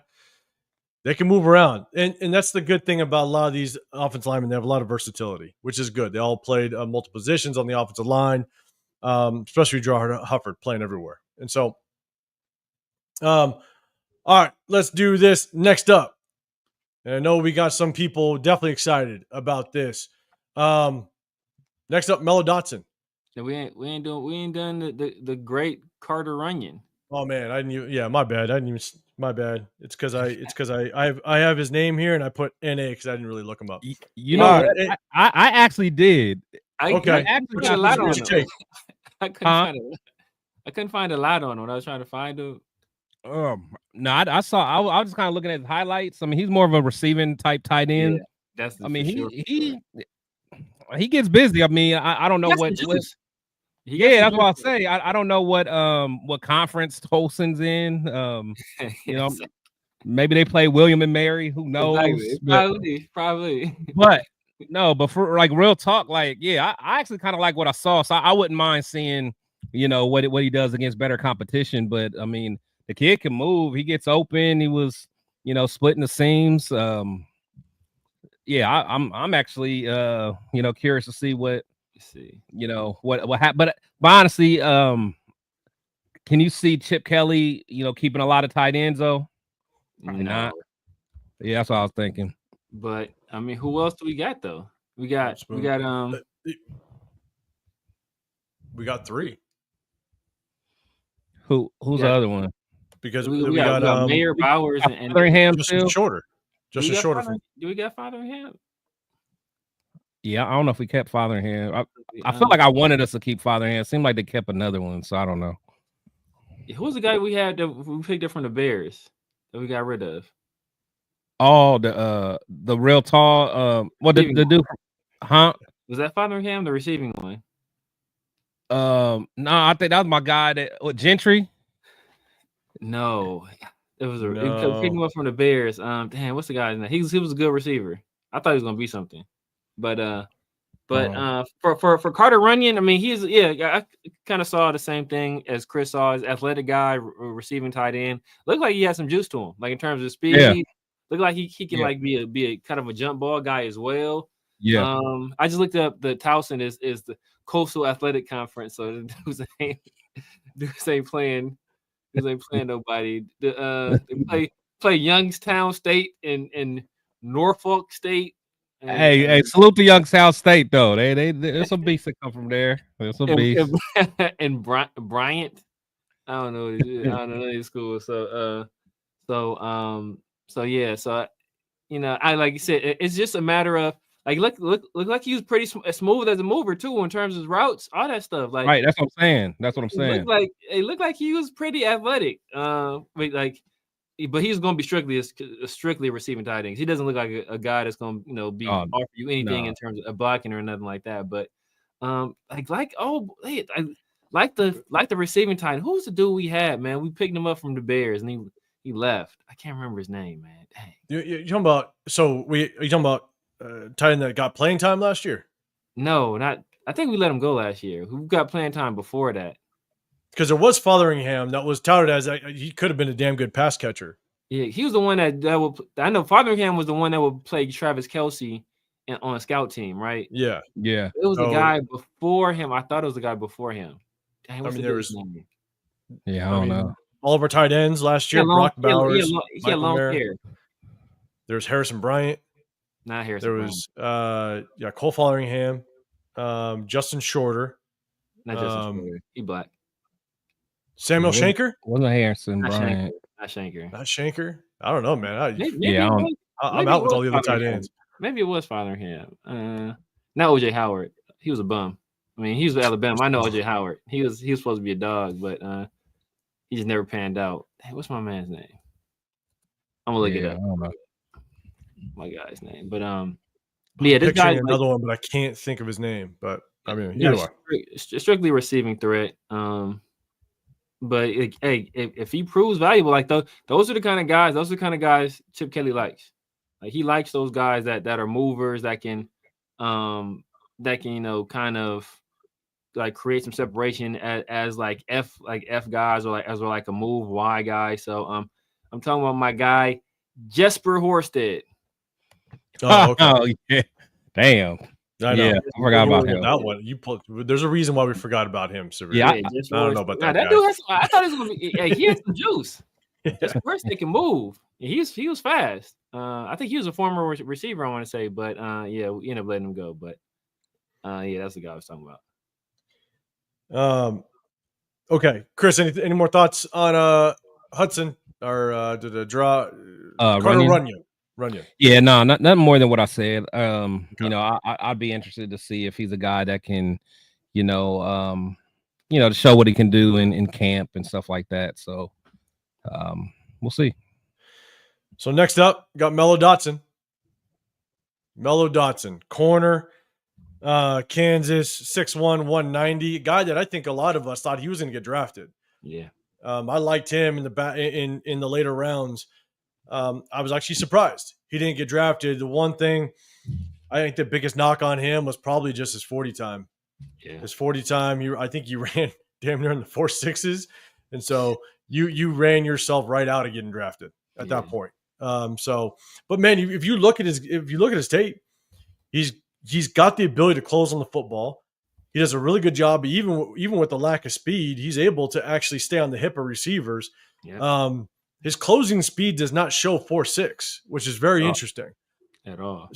So I guess my thing is at the end of the day, I'm wondering, could he be that? Again, I think there's three guys, in my opinion, that I think have a really good chance at making this roster. And I think he's possibly one of them. We do have a pretty deep cornerback room. But man, Chris, I'll throw it to you first this time, man. What's your thoughts on Mello Dotson? Yeah, he's actually one of the other guys I was just kind of curious about because he's but only thing with him, he's more of a zone guy more than anything, because I think he does have some some limitations, but you know, he has ball skills. You know, I think when I was looking him up, he you know, has you know, he gets interceptions. You know, I forgot how many that he's had during his time there. He's started a lot of games, so he's played a lot of ball. You know, has that experience. So he's a guy that you know, again, he may be able to get out there just based on his instincts and stuff like that. You know, he's not a guy that's going to be a short tackler or anything like that. So, you know, like putting him in a slot and stuff like that, I don't know if that's going to be a good idea for him. So, you know, he definitely has his limitations, but you know, I did like some of the instinct stuff that I saw. And again, you know, he gets his hand on the ball, so you always got to respect that. Yeah, man. Severe, what's your thoughts? Yeah, I agree with a lot of what Chris said. I think as a guy in zone coverage, I think he's a guy that has his instincts really show up well in zone coverage. He's a guy and he shows his ball skills, and generally, when he gets interceptions, he finishes them. I think he had like 3 or 4 touchdowns. So yeah, take to the crib. Yeah, took him to the crib. So yeah, I think he's a 3 or 4 year starter too. So plenty of experience.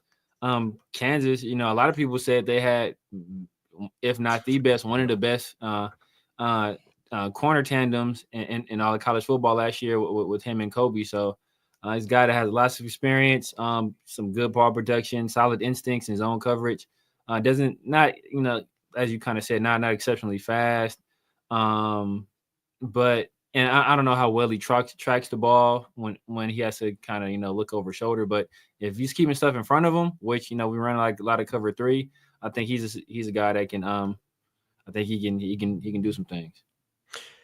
In Rosetown, actually, that's a good comment, because that is one thing that I noticed on film. The more and more I watched him, is there's times where he will duck a tackle. Yeah.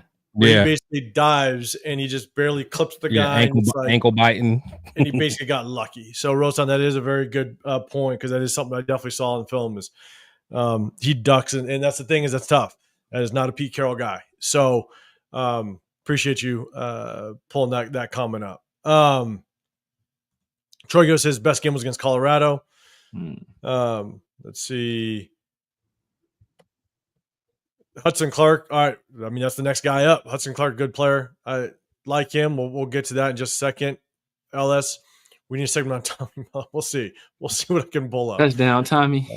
I know. And then Leo, you just what you throwing out there? Trying to get yourself on the grass? That's Leo wearing number 3. I know. That's his number. All right, so yeah, we're gonna go into Alec. You're saying Hudson Clark, a good player. I like him. So we'll move on to Hudson Clark, and then after that, because the Traven, the next guy out of Baylor, I think there's some good things to talk about that kid. So once we get there, we're gonna cut it. We're gonna go to our next start on bench 'em, cut 'em segment. So if you aren't subscribed, make sure you hit that subscribe button so you can get in on it. But let's talk Hudson Clark. I got some comments on him. Alec M likes him. Chat, let us know what you think on Hudson Clark. Severe, Chris, when you guys want to go first? I got just a couple comments on the kid. Yeah, me personally, I ain't gonna lie. I didn't actually get a chance to really see him, so I have to kind of give the alley-oop to y'all on this one. He's one of the ones I didn't get a chance to look at yet. All right, Severe, anything? I watched a little bit of him. He looks like he's a good athlete, but I didn't watch enough of him to really give a good assessment. But from what I saw, it looks like he moves around well out there. I think one of the guys said he had some versatility in terms of, when I was looking at the highlights. I think he said he played multiple positions or something like that. So I don't know how true that is, but he's listed as a DB, so I'm assuming he probably played corner and safety, since he just listed as straight DB. So there's probably that. But other than that, I didn't see a whole lot from Hudson. So when I watched him, he looks like a true box safety to me. I think he's going to play up near the line of scrimmage. He's going to come up. He's going to try to hit you. It did look like he covered ground pretty well, because he did play. He kind of did. He played a higher safety at times, and there was some plays where he was able to kind of get to the receiver to the sideline, and so it looks like he can cover the field a little bit. But to me, as I continue to watch his film, he looks like a box safety. And when I see that, and he almost kind of gives me like that. He's not very big, so I can't call him like a tweener. But he's just got special teams written all over him. To be honest with you, that's what I got with him. The special teams could be a solid special teams player. Dallin Levitt. Yeah, exactly. Alas, I didn't look at him very closely. But if you say so. And so, okay. All right. So we're going to jump. We will jump back into that. We'll finish off the rest of that list. You guys know the deal. Let me pull it up. This one might get a little interesting. But like you said, we like to break it up. We talk Raiders. We'll break it up for a second. But we're going to do our segment. Start them, bench them, cut them. 3 players going to pop up. A letter will be associated to the player. You guys put it in whatever order that you would start, you would bench, and you would cut. ABC, CBA, no cheating. I'm sure someone's going to give me an XYZ or a 1, 2, 3, Dre, if you're still in here. All right. So you guys, make sure you guys put it in order. Have fun. Just a way we kind of break it up. What's happening, East Coast? Appreciate you rocking with us. Hey, we went through the first half of our UDFAs, man. I know you cover college like crazy. Make sure you guys go hit up East Coast Gridiron, his channel, the whole thing. Make sure you guys show some support, man. Appreciate you tapping in with us. Yeah, of course, Jeff. Of course, Jeff, you would do it. Appreciate it. God damn it. Where's the flag? See what's happening? You guys are out of control with this. Y equals MX plus B. It's going to happen. There's always one in the classroom. That's what it is. All right, so this one, let me make sure. Let's see. Yeah, okay. Now I remember. Here we go. Start them, bench them, cut them. Damn it, Nav man. There's always one of you guys. Except in this chat, there's like 10 of you. Here we go. Start them, bench them, cut them. Here we roll.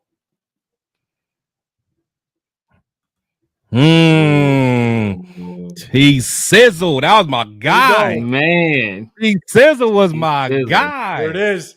James Harrison. Woo-wee. Terrell Suggs. Mario Williams on the far right. Start him, bench him, cut him. Man. No, what? I think this is wait. I think I got this. You do? Okay. Isaiah's first in.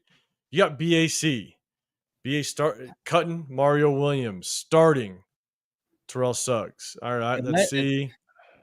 Let's see. Where's the flags? Here we go. Is this a Luke Kuechly situation for me?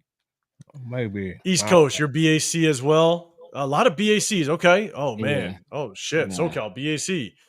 Yeah. Where's the flag? BAC. I'm going BAC too. Jeff, BAC. Okay. So let me see. Because that's straight BACs, like 6, 7 in a row. Yeah. Am I tripping on how good Mario Williams actually was in his prime? Now, this is prime. Like, this is top. See, and that's where I think maybe might be having a Luke Kuechly situation. Like, in his prime, he was like, good. We're talking prime, but remember, we're talking prime. Yeah, I thought it might have been tough between Mario Williams and James Harrison. Like, I thought there would have been like a little bit of an argument between the two in their prime. Harrison was wrecking shit. Harrison was wrecking shop, man. I know. Rebel's got BCA, man. Guys, go show some support to Rebel as well, man. Him and his channel. Salute, Rebel. Salute. So, okay. Chat, you could yell at me if you want. Am I tripping on just, again, this is all at their prime. Not on the front end, on the back end, not an injury year. In their prime.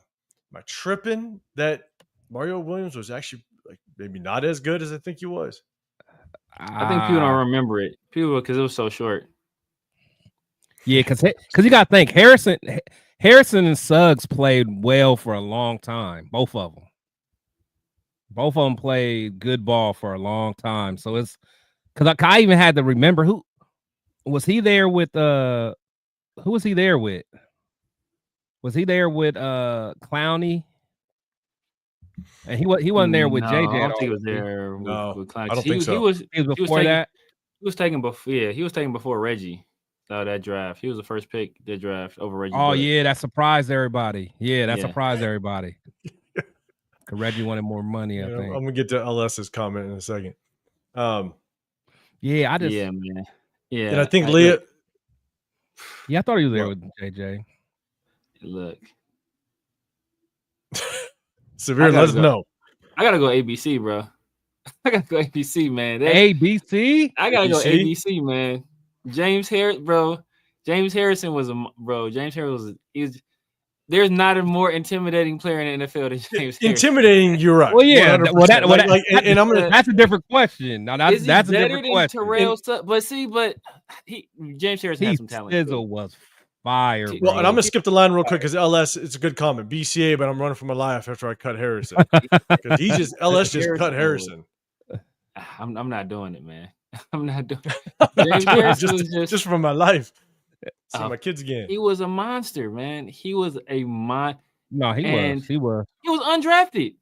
Dude was cut like 7 times.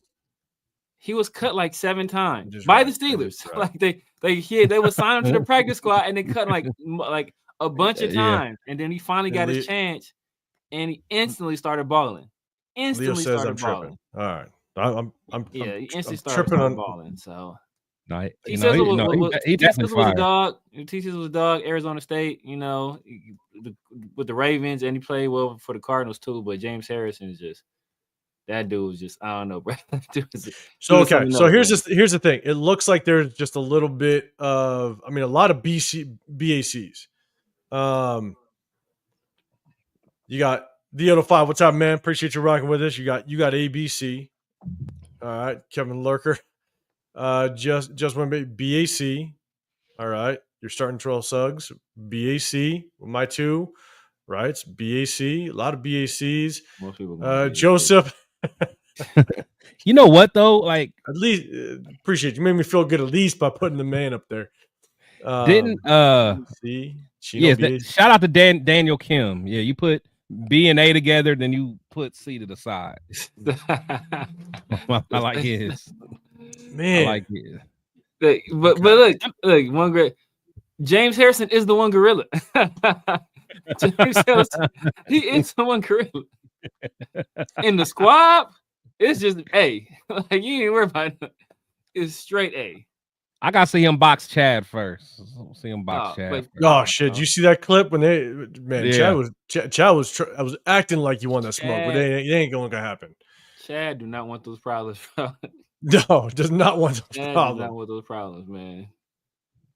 Man, Nas okay. See, honestly, man, like didn't Mario kind of have the bus like kind of potentially bus label for a second there? Like, I feel like he did. Maybe I'm tripping. Apparently, based on. For a guy that was first overall, and like there was a lot of hype about that pick because everybody thought Reggie was going first. I think until like the day before the draft. BCA. Okay, Raider Shield. Hey, at least I got one person at least trying to put Mario Williams on their roster. I appreciate you. There's Raider Hawaii, ABC. All right, let's go. All right, I like M. Okay. BCA, at least they're on the roster. I like it. The 99-yard, by James Harrison. Yes, 100%. Harrison had some good. He had some good years with the Patriots too. Yeah, man. Look. Hey, you want to compare it? Look, I got one with Brian Cushing, East Coast. Don't worry, I got one with him. Harrison was Defensive Player of the Year too, and he was 2-time First Team All Pro. T Sizzle only 1-time First Team All Pro and 1-time Second Team All Pro. We went to the Pro Bowl 7 times. James Harrison went 5 times, but they each won Defensive Player of the Year once. And they each won 2 Super Bowls. So you're acting like James Harrison was some bum. Like, it's like James. Oh no! I didn't. No, I didn't. I just always thought that was just my guy. That was my guy. I like Sizzle. Man, but you know what? I'm going James Harrison. I'm still getting some C's and play. I'm still getting some C's on the bench. All right, Almac, I appreciate you putting the C's on the bench. I appreciate you. Raider Dre. He NC State fan. It don't matter. Okay. All right. I'm a fan of Almac today. It's about how you finish, boom. Look at BCA, but look at this. Mario's a 4-time All-Pro. All-time All-Pro? No way. What? No way. Maybe we got to look it up. No way. Maybe I wasn't tripping so hard. No way. First team? No first way. Team? Is first team All Pro 4 times? You look it up. Severe's looking it up. Assassins, your ABC. All right. Let's go. I will shut up Wins if he ABC. is. No way. Man, C. Gabe, No, our boy Lampland he went to the was. Rams. He was 2 times first team, 2 times second team, 4 times Pro Bowler.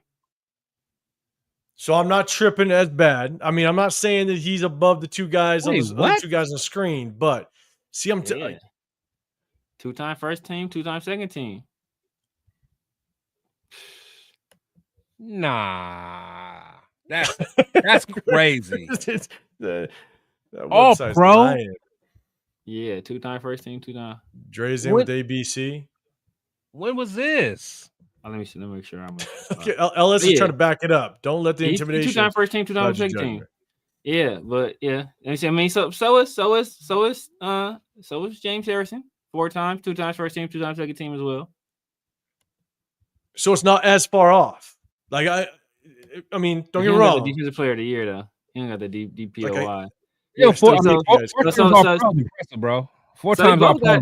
they got both more pro. They both got more all pros than T Sizzle. Appreciate you. Calm down. T Sizzle, you might do your ass on the bitch. You might have to. You might get your walking papers. Calm down, man. You might get your. Sizzle was cold. Sizzle He was cold. He man. was cold. He played a long time too. Yeah, he did at a high level. James Harrison was a tone setter though. James Harrison was a tone setter. Yeah, he was. He was. All right. They ain't petty C's, Leo. Leo, don't you do that. I'm taking that comment off the screen. James Harrison, the only undrafted. Nah, John Randall never won one. Maybe not. Damn, is he the only undrafted player to win Defensive Player of the Year? It's crazy, man. Yeah, Randall. But you got to think Randall came during that. That was that era of DN. Yeah, so yeah. That was like, that was that era because that was still with what Reggie was still playing and Reggie was still playing. Bruce Smith and all them in the same conference too. Yeah. So you ain't that was a whole different. In the same conference back then. Yeah, they should have been. Man, all right. Hold on. Elmatic is now to see. Now he going too far. Now I'll let you get away with the first part of the comment, but the second part of the comment, see, no. Me and James Harrison will come see you. Nah, see, Elmatic. Hey, Elmatic, I feel you, man. The second part of that comment, we'll come see you. You put C on the bench, man. I appreciate you.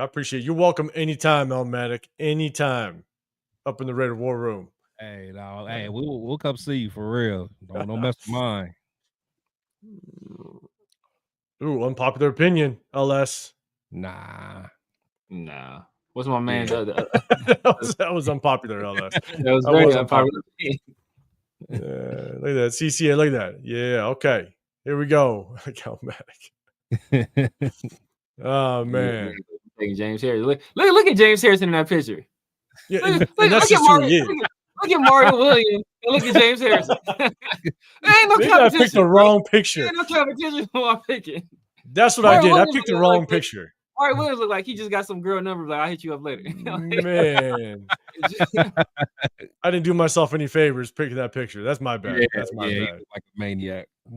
Man. James Harrison looks crazy. But that's how we always that's look. Cool, you can't find a picture where James Harrison doesn't look like that. Yeah. I don't think he's ever smiled. Never. There's nothing funny to him. He slapped the doctor back when he spanked him as a kid. Oh, man. Imagine being a position coach and having to tell James Harrison he's being cut. Yeah, right. You got to have security in the room with you. Could you imagine that? They said James, he sent him a letter. Like, yeah, man. Didn't you invite him to the facility? Just lock the doors and say, "Hey, we'll let you know. We'll let you know by pigeon, man. We'll send one to you." The pigeon might not make it back. That's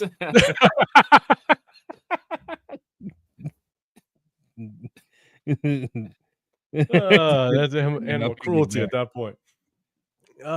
Shit, that is good stuff. That's good stuff. Yeah, he smiled when oxygen showed up. Yeah, here's the subject noise because he could. Oh man, okay, God, enough's enough, man. You guys are having too much fun. This ain't about fun, damn it. Except Elmatic, man, you're welcome anytime. I'm gonna leave that out there. All right, man, that was good times, man. I appreciate it, guys. You That just was try a to good one. break up Though. the radio That was a talk good a one. little bit. I know. Damn, a Man, four-time All-Pro though. I would have I never give Super guessed. Mario some credit, man. I know he was like Yeah, I that. would have never guessed. Four-time All-Pro. Can you That is imagine crazy, it? man. It's crazy. They Bro. just announced it over the loudspeaker. James Harrison, you cut. Everybody gets the hell out. I can just imagine that. Oh shit, that was fun. At least it was good for a laugh. Okay, I might need to do more with James Harrison, just for the hell of it. Okay, let me bring this back up. Let's get back to these undrafted free agents. Damn, that was good shit. That was good times. All right, here we go. We did Mel Johnson. Now we're gonna go Slow to down a little bit. I don't think you got my guy on there, man. Is my guy on there? He did Trevor May. Oh, there you go. There you go. Yo, bro, it's a big list. Yeah. I want everybody to be able to see the list. Yeah, we'll go right there. All right. Traven, D tackle, Baylor. I saw some people popping in the comments a little bit. Man, I think a lot of people are a little excited about this kid. I definitely have my notes, but let's go. I don't know who I put it to first, but who wants to go first? I'll go. Go for it. No, you excited I know about it? He's played starting experience at Oregon and at Baylor. Played up and down the line. High motor guy. Physical dude. I mean, like all those Polynesian dudes. He's built for the position. He is built for the long haul. So he's a guy that I think you might have something here. I think that especially considering his versatility, he can play inside, play outside. I think he can play in odd fronts. I think he can play in even fronts. I like the pick. And with the depth that we need along the defensive line, especially, I would have hoped we would move a guy like Tyree during the draft. I know it was talked about. It actually didn't happen, but between him and Joyner, we could see some dudes that we thought would make the team, not making the team. That's true, man. Chris, man, before I jump into it, any thoughts on this kid? Yeah, just kind of what I kind of looked up. Just a guy with work ethic. He's a guy with a motor. And I think he's mostly kind of known for his run stopping, abilities. So you may not get too much from him on the pass rushing, part of his game. But, he's another guy, again, it's kind of a theme that we're seeing guys with that high motor, guys that's kind of relentless, guys that are, can beat blocks and doesn't have to be unblocked to make a play. So, so that's a plus right there. So you can is that possible? Yeah. So but I'll be interested to see, how he does. I think certain packages he can come in because when we need run stuffing abilities, he might be somebody that can find his way on the field, but we'll see. So when I watch him play, I think the only Robbie Leonard, if he can get his pad level right, I think the kid can actually be pretty damn good. Because what I notice he pops up a lot. His pad level continues to get way too high at times, but he's so strong. You can tell how strong he is because he doesn't get pushed back. Even when he loses leverage, he actually still maintains his spot. I do think, and I think someone, Elican might have been you. He could be like a Jonah Laulu type. He puts a little bit more weight on him a little bit. He gets his pad level a little bit lower. I think without question, he could at least try to press this 53-man roster. So now it's hard because we picked 2 D tackles. We already picked 2 D tackles. We have Jonah Laulu already on this roster, so it's going to be a hard feat for him to make this 53. So we'll kind of see how it works out for him. But 6'5", 290, he puts a little bit more weight on him, keep his pad level right. I think he has a chance at least competing. So let's see. Elikam, you're saying good run stopper. Yeah, I agree. Raider Allegiance, man. Lunatic, you're saying competition is what we need. It'll be interesting how it plays out. Yeah. And yeah, I think he's gonna make for some good competition. Especially what's really cool about seeing some of these players is the fact that at the end of the day, preseason is going to be very exciting to watch some of these players get in and see how they compete. So, all right, let's do this. Next up is John Humphrey, cornerback, USC. I'll be honest. I looked briefly. I know nothing about this kid. Severe, you might know something because of UCLA. And if Severe don't know nothing about this kid, knowing how much he hates UCLA, maybe we just need to skip him. Yeah, I don't know about this dude. I don't know. Did you watch him, Chris, at all? I don't watch the dude at all. Just a little bit. Just cause I like watching corners. You know, he looked okay. You know, nothing really stood out like too much. I mean, he seemed physical. You know, he would come up and tackle. You know, he was actually good at getting off blocks. You know, I think he's about 6'2", so he's a taller corner. I don't think his speed was nothing too phenomenal. So again, a guy that can at least come out there and compete, but you know, nothing really stood out, you know, when I was just kind of watching him, but we'll see. Yeah, apparently Steve says he's a transfer from UCLA. So man, if Severe didn't even know him from as a transfer, then yeah, maybe we won't see this kid around too often. He did transfer. All right, so chat looks like we don't. He transferred when they took because him and two other guys transferred when they took our defensive coordinator. USC took our defensive coordinator, Dan Lynn. He took him and he took our safety. Yeah, took him or took our safety. I forget his name. Our safety's gonna probably be a draft eligible player this next year, though. Kamari Ramsey. He's a good player too. Yeah. Can definitely play up on the line. Are you saying, Leo? Are you saying this corner? I'm talking about Mai. You're talking about Mai. No, I think he's talking about the corner. I mean, I think I don't know. Well, definitely can play up on the line. So maybe I don't know. I gotta see more on him, to be honest with you. I don't know if he's talking about being like a press corner. I don't know. I say he's decent size, 6'2". Next up, we only got about 5 more left. So Haj Malik Williams. Oh yeah, okay. Leo was talking about the cornerback. Okay, I'll do more research. Steve, you're saying okay, yeah, 6'2", 195. All right, another prototypical Pete Carroll type corner. Yeah, Joseph. All right, do they try Haj Malik Williams at another position like Mellett? I don't think so, man. I only watched the kid a couple times, and he's athletic. He can move, but I don't see him being another position type on the field. Again, I could be wrong. I haven't seen much of him. Yeah. But Haj Malik Williams, Severe, got anything on that kid? Yeah, man, I saw, and it was very interesting because we all know that UNLV, they came out, they had another starter in the beginning of the year, and then that guy left because NIL deal. He was promising money that didn't pay, and everybody was in a panic about what they would kind of do. And Haj Malik stepped right in, and they didn't miss a beat.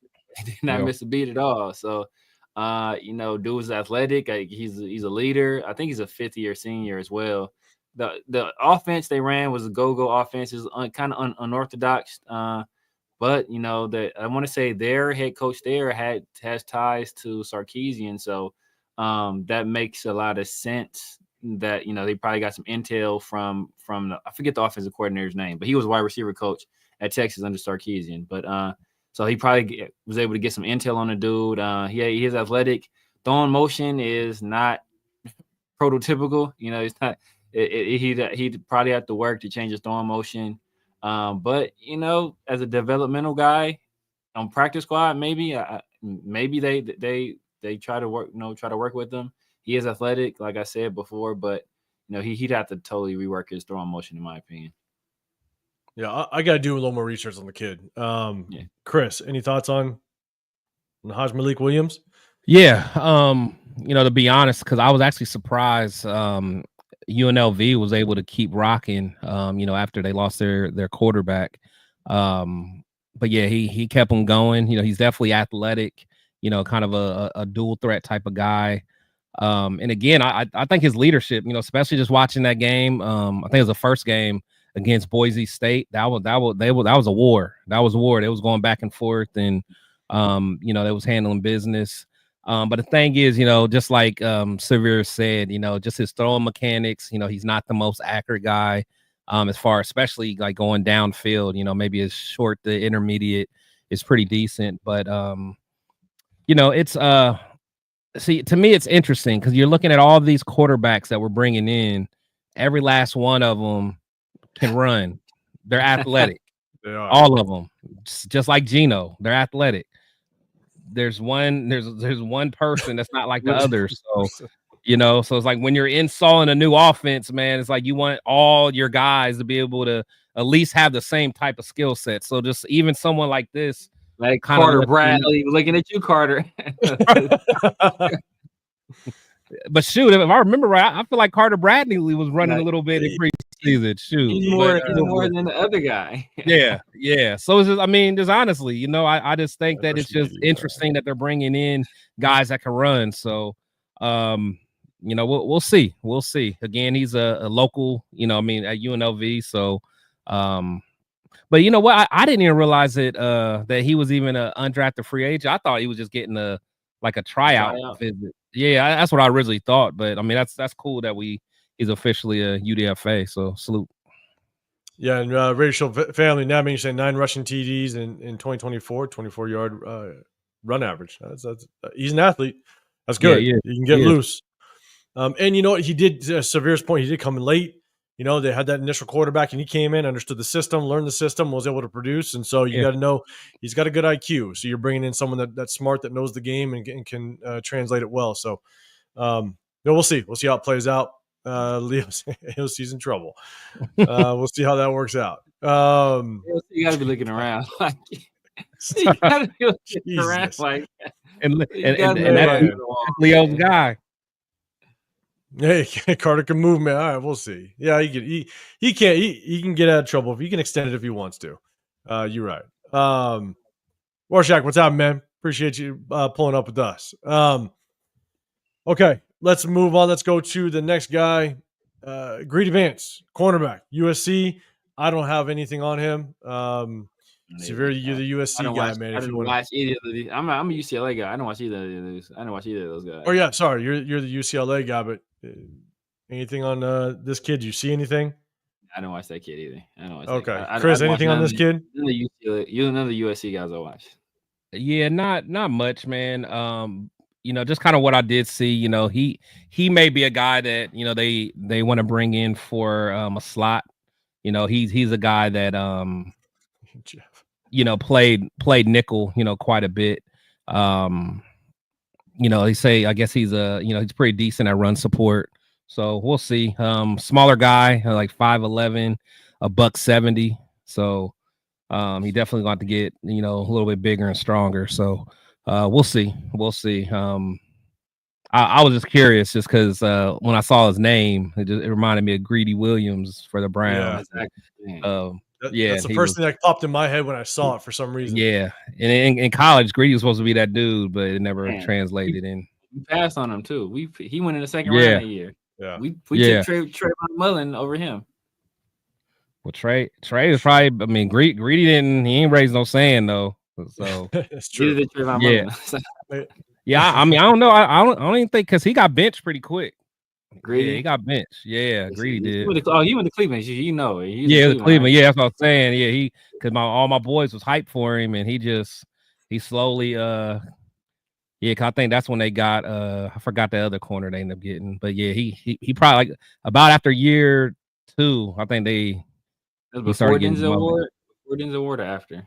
No, he was. Yeah, he played opposite of Denzel, and then who's that corner they got now? I forgot his name.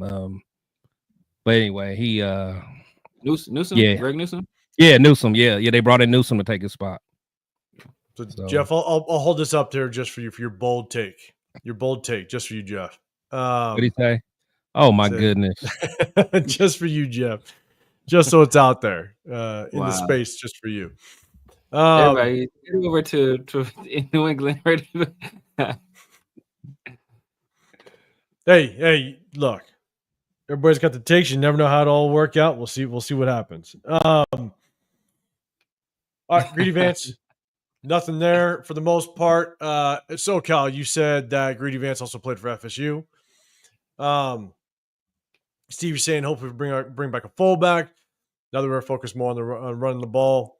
We got one. JJ Pegues. Exactly. JJ Pegues, man. You know what's crazy is put him.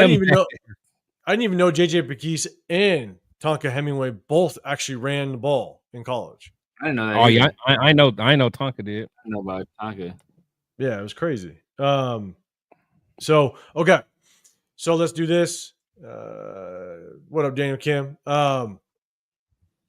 It's pretty crazy to lock so many hours scouting and writing reports, and so many of these guys bust for one reason or another. Yeah, that's true. But hey, you gotta do your homework. All right, next up, and I think Alec, I think you had the first comment on Pat Conroy, tight end, Old Dominion. Pat Conroy got some good tight end catching skills. Many thought he would get drafted. Okay, I know nothing about the kid, to be honest. So, any of you guys got something on him?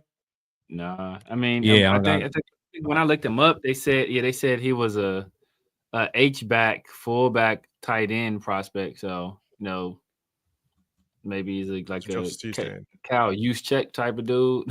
I don't know.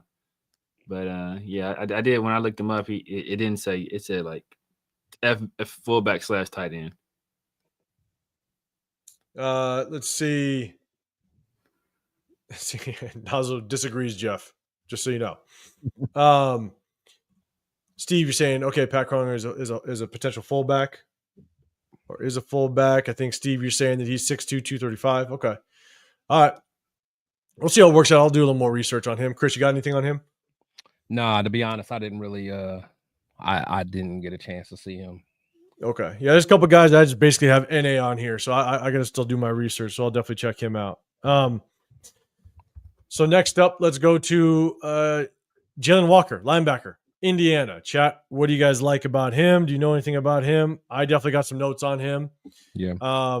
Chris, do you got something on him? You want to start off first? Yeah. So he was a guy that, again, his motor popped out at me. A guy that's, just kind of running everywhere. He was a short tackler. Seemed pretty athletic. I think he ran like a 4.5 or something.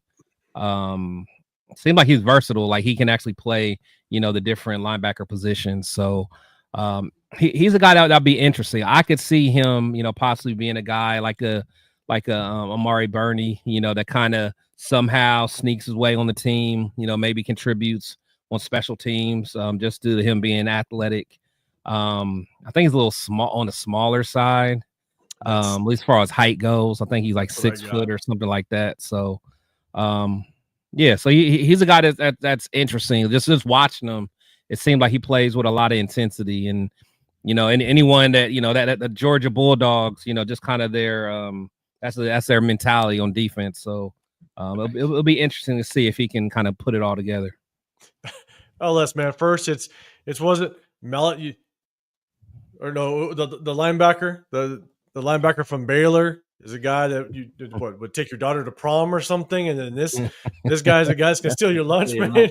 And you're getting deep with these guys, huh? Yeah, man.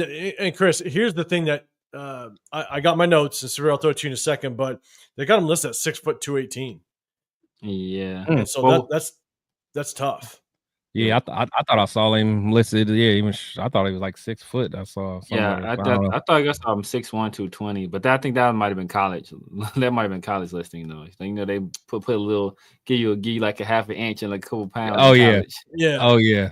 So I see him listed at 6 foot 218. That's kind of what I have on my notes. So, but I got a couple things. But man, Severe, you got anything to say before I give my take? Same thing. I mean, athletic guy, undersized, sideline to sideline guy. A guy I think would be pretty good in coverage, covering backs and tight ends. But I don't think he lacks the size to hold up as a full-time linebacker. So maybe just a situational guy, sub package guy strictly. But he is athletic and a good motor. good hustle guy. You know, high character dude too. Just about like all the guys we drafted basically. So Rorschach, yeah, this is the full list of UDFAs, but it doesn't include the guys that we've invited to camp. To be honest, so this is just the UDFAs. But Raider Paul, what's up, man? Appreciate you checking in with us. And so here's my list. So I got I don't know if he was maybe possibly a converted safety in high school or something. I don't know, because again, 6 foot 218. But he comes up and hits. He'll come up and hit you. Yeah, he definitely will come downhill and get you, which I like. And it looked like they played him all over the place. He played inside, he played outside, he played off the edge, and so he's very versatile. And so at 6 foot 218, just like I forget who it was. I think it was the Well, you say 218? 218, 6 foot 218. That's what I found him listed as. Okay. Damn. So similar to what was it? Hudson Clark, the DB from Arkansas. I look at Jalen Walker as just he could potentially make this team strictly as a special teamer. Yeah. And so I feel like he's not necessarily a safety type at all. He just doesn't necessarily move that way, but I think he's way too small to be an active linebacker. Yeah. And so I think his only spot on this team could potentially be a solid safety. So special teamer. That's kind of, yeah. Oh yeah. Sorry. Special teamer. So that's kind of what I got him as. Nazo, he said he'll be a special teamer, and that's a perfect fit from. Yeah. That's what I think. He's not as physical as we need to shed blocks and coverage is all right. I actually think he actually is pretty damn physical. He will come and he'll come down and hit you. So I definitely think he is physical. His ability to shed blocks, yes, it's tough for him because he is undersized. But actually, I don't have any issues with him coming up and being physical. Just looking at his tape, but that's just my take. So next up, let's go Jordan Taylor. Jordan Taylor, cornerback. James Madison, I got nothing on him. Chat, let us know if you got something on him. You guys got anything? Yeah, I'm about to say I was hoping one of y'all did because I didn't see nothing. Yeah, I got nothing on him. Nothing. Chat, let us know if you have something on him. I'll bring it up if you do. Even when I tried to check him out, there was I think there's a receiver that the Broncos drafted that's named Jordan Taylor. So I only find stuff on him. That sucks. All right. So then next up, let's go. Second to last, Anthony Booker. I like him. Out of SMU. Let's see another guy. Let's see, Rorschach, let's go. I know you gentlemen are very informed about these players we drafted in UDFAs and the players that we signed, but for me, it's going to be the best will stay on the roster. Absolutely. So. Yeah, I hope so. That's what we want. But it's also to know if you missed on somebody as well, man. Sometimes that, again, coaches move on, someone you might like, and then they find themselves having success later down the road, and that just kind of helps you with your evaluation. You might think you like a guy and they get cut, and you're like, damn, why didn't they make the roster? And they go somewhere else and ball. It just helps you know that maybe your evaluation was right. Yeah. Or you're high on somebody and they get cut, and they go off and you don't see them. Then you're like, damn, okay, maybe I wasn't right on that guy. So it just helps with your evaluation as time goes on. That's why I love doing it, to be honest. It kind of keeps me in check. So let's kind of go back and Dub Raider, what's up, man? Appreciate you checking in with us. Make sure you guys go hit up Dub Raider, man. Check out his channel, man. Always doing fire interviews. Appreciate you, man. Right. Okay, Anthony Booker. Big boy, 6'3", 345. Chris, you sounded excited, man. Oh, yeah. Yeah. That's he's a Ohio boy, Ohio boy from Cincinnati. There we go. You know what I'm saying? But seriously, you guys know the whole time, man, I wanted us to get a true nose, someone that's a run stuffer. Because I know we drafted, a guy, but I still feel like we lack that, just as a team. And I know they only get a limited amount of snaps, but I like what I saw with this guy. You're talking about somebody that gets a push in the middle. He's just a big dude. Like you said, was 6'4", 3'3", almost 345. Yeah. So Yeah, and of course, someone that big, he's not going to give you that much in the, pass, in the pass rush. But the thing is, he's a willing guy. Like he's gonna, he's going to try to chase someone down. And I mean, again, he's another guy that gives the effort. He has some dog in him. He's a guy. He's a sneaky guy that can make this team, man. I mean, especially because we don't have too many that's that can play his role. So we'll see. Especially with the Chargers getting Marion Hampton, because we know that Harbaugh is going to try to run the ball, so it's going to be good to have a big body in there just to kind of combat that. Yeah, there was guys that were high on earlier, right? Chris, you liked your Kenneth Grant. Right. Right. You need a guy like that. It's a big body. It's somebody that we don't have. Like Adam Butler's not the biggest guy. No, Christian Wilkins isn't the biggest guy, and so. It's good to see that there's at least a player that fits that need that potentially can help us out in some way. Again, if he works out. So, Severe, man, what's your thoughts? I got some notes on him, but what's your thoughts on Anthony Booker? And echo what Chris was saying. He's big body, big. Like you immediately see this dude. Like he's a big man. Played at SMU, and SMU was a good program this year, right? I think they went to the college football playoff, didn't they? They got smacked. They made it there. They got smacked. Who they played? Was it Penn State that smacked them?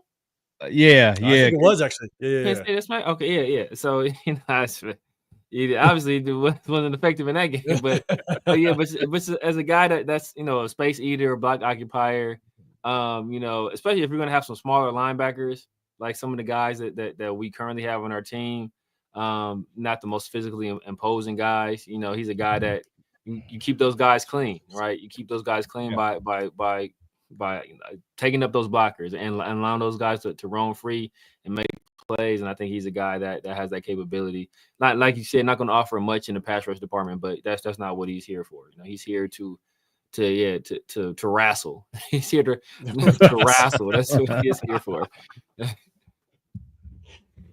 Oh man, Joseph C. Man, we don't hate Tyree. We just don't think he's going to be very good. And to abuse Andre James isn't bragging rights, right? I'm just saying. But yeah, we don't hate the kid. We just don't think he's going to continue to struggle. Steve, man, I appreciate you putting Dub Raiders link up there, man. Appreciate that. Let's see, and God damn it, Leo, get out of here with it. Let's see. Okay, so let's do this. Tyree, great win unblocked. Hall of Famer went unblocked. So here's my quick notes on him when I'm watching him. Right, obviously he's a massive human being. He's got really one move. He literally just tries to hit you and extend you with his arms. That's it. I mean, he hits you and he just tries to extend your ass, and that's all he does. And he tries to walk you in that backfield because that's as fast as he's gonna go is a walk. I mean, exactly. when you watch that kid, like I'm telling you, like he's not gonna get anywhere. No. He's literally going to be in the middle, and he's going to stay inside the hash marks. That's just that's cool. Yeah, and wrestle. So, that's all I'm about to do. Yeah, that's it. I mean, no moves. His pad level is high instantly, which is tough. So obviously, you can get that down a little bit. But he is a massive human being. So when you're 340, man, you don't need your pass to be that low. No, and I just getting away. More than anything. I watched it all season with my guy at Florida. My big boy, I'm blank on his name. Desmond Jackson or Cam? No. Cam Jackson or Desmond Watson? Yeah, Cam Jackson. Sorry, God, what was he? 6'5". Oh, Watson. Yeah. Yeah. Somebody grabbed him too, right? 4'15". Yeah, you talking Watson? Yeah, grabbed him. Oh. Yeah, I watched it all season, bro. You just live between the hashes, and the only time you go to the sideline is when you get your ass off the field. That is it. Yep. When you're running off the field, that's the only time you'll find him going to the sideline. Hey, I ain't gonna lie. Did he end up getting drafted? Yeah, no, he didn't get drafted. He was UDFA. He got signed. I think it was UDFA. See, I don't know if y'all knew, but like a lot of times on our mock draft, that was the dude I kept looking for. I kept scrolling down, but I never found him. I never found him. I wanted to get him, man. Yeah, no, he's a big boy. He's a big boy, but again, he be moving a little bit. I don't know if you saw his little pro day. It's because he moves like no. Like I'm sorry.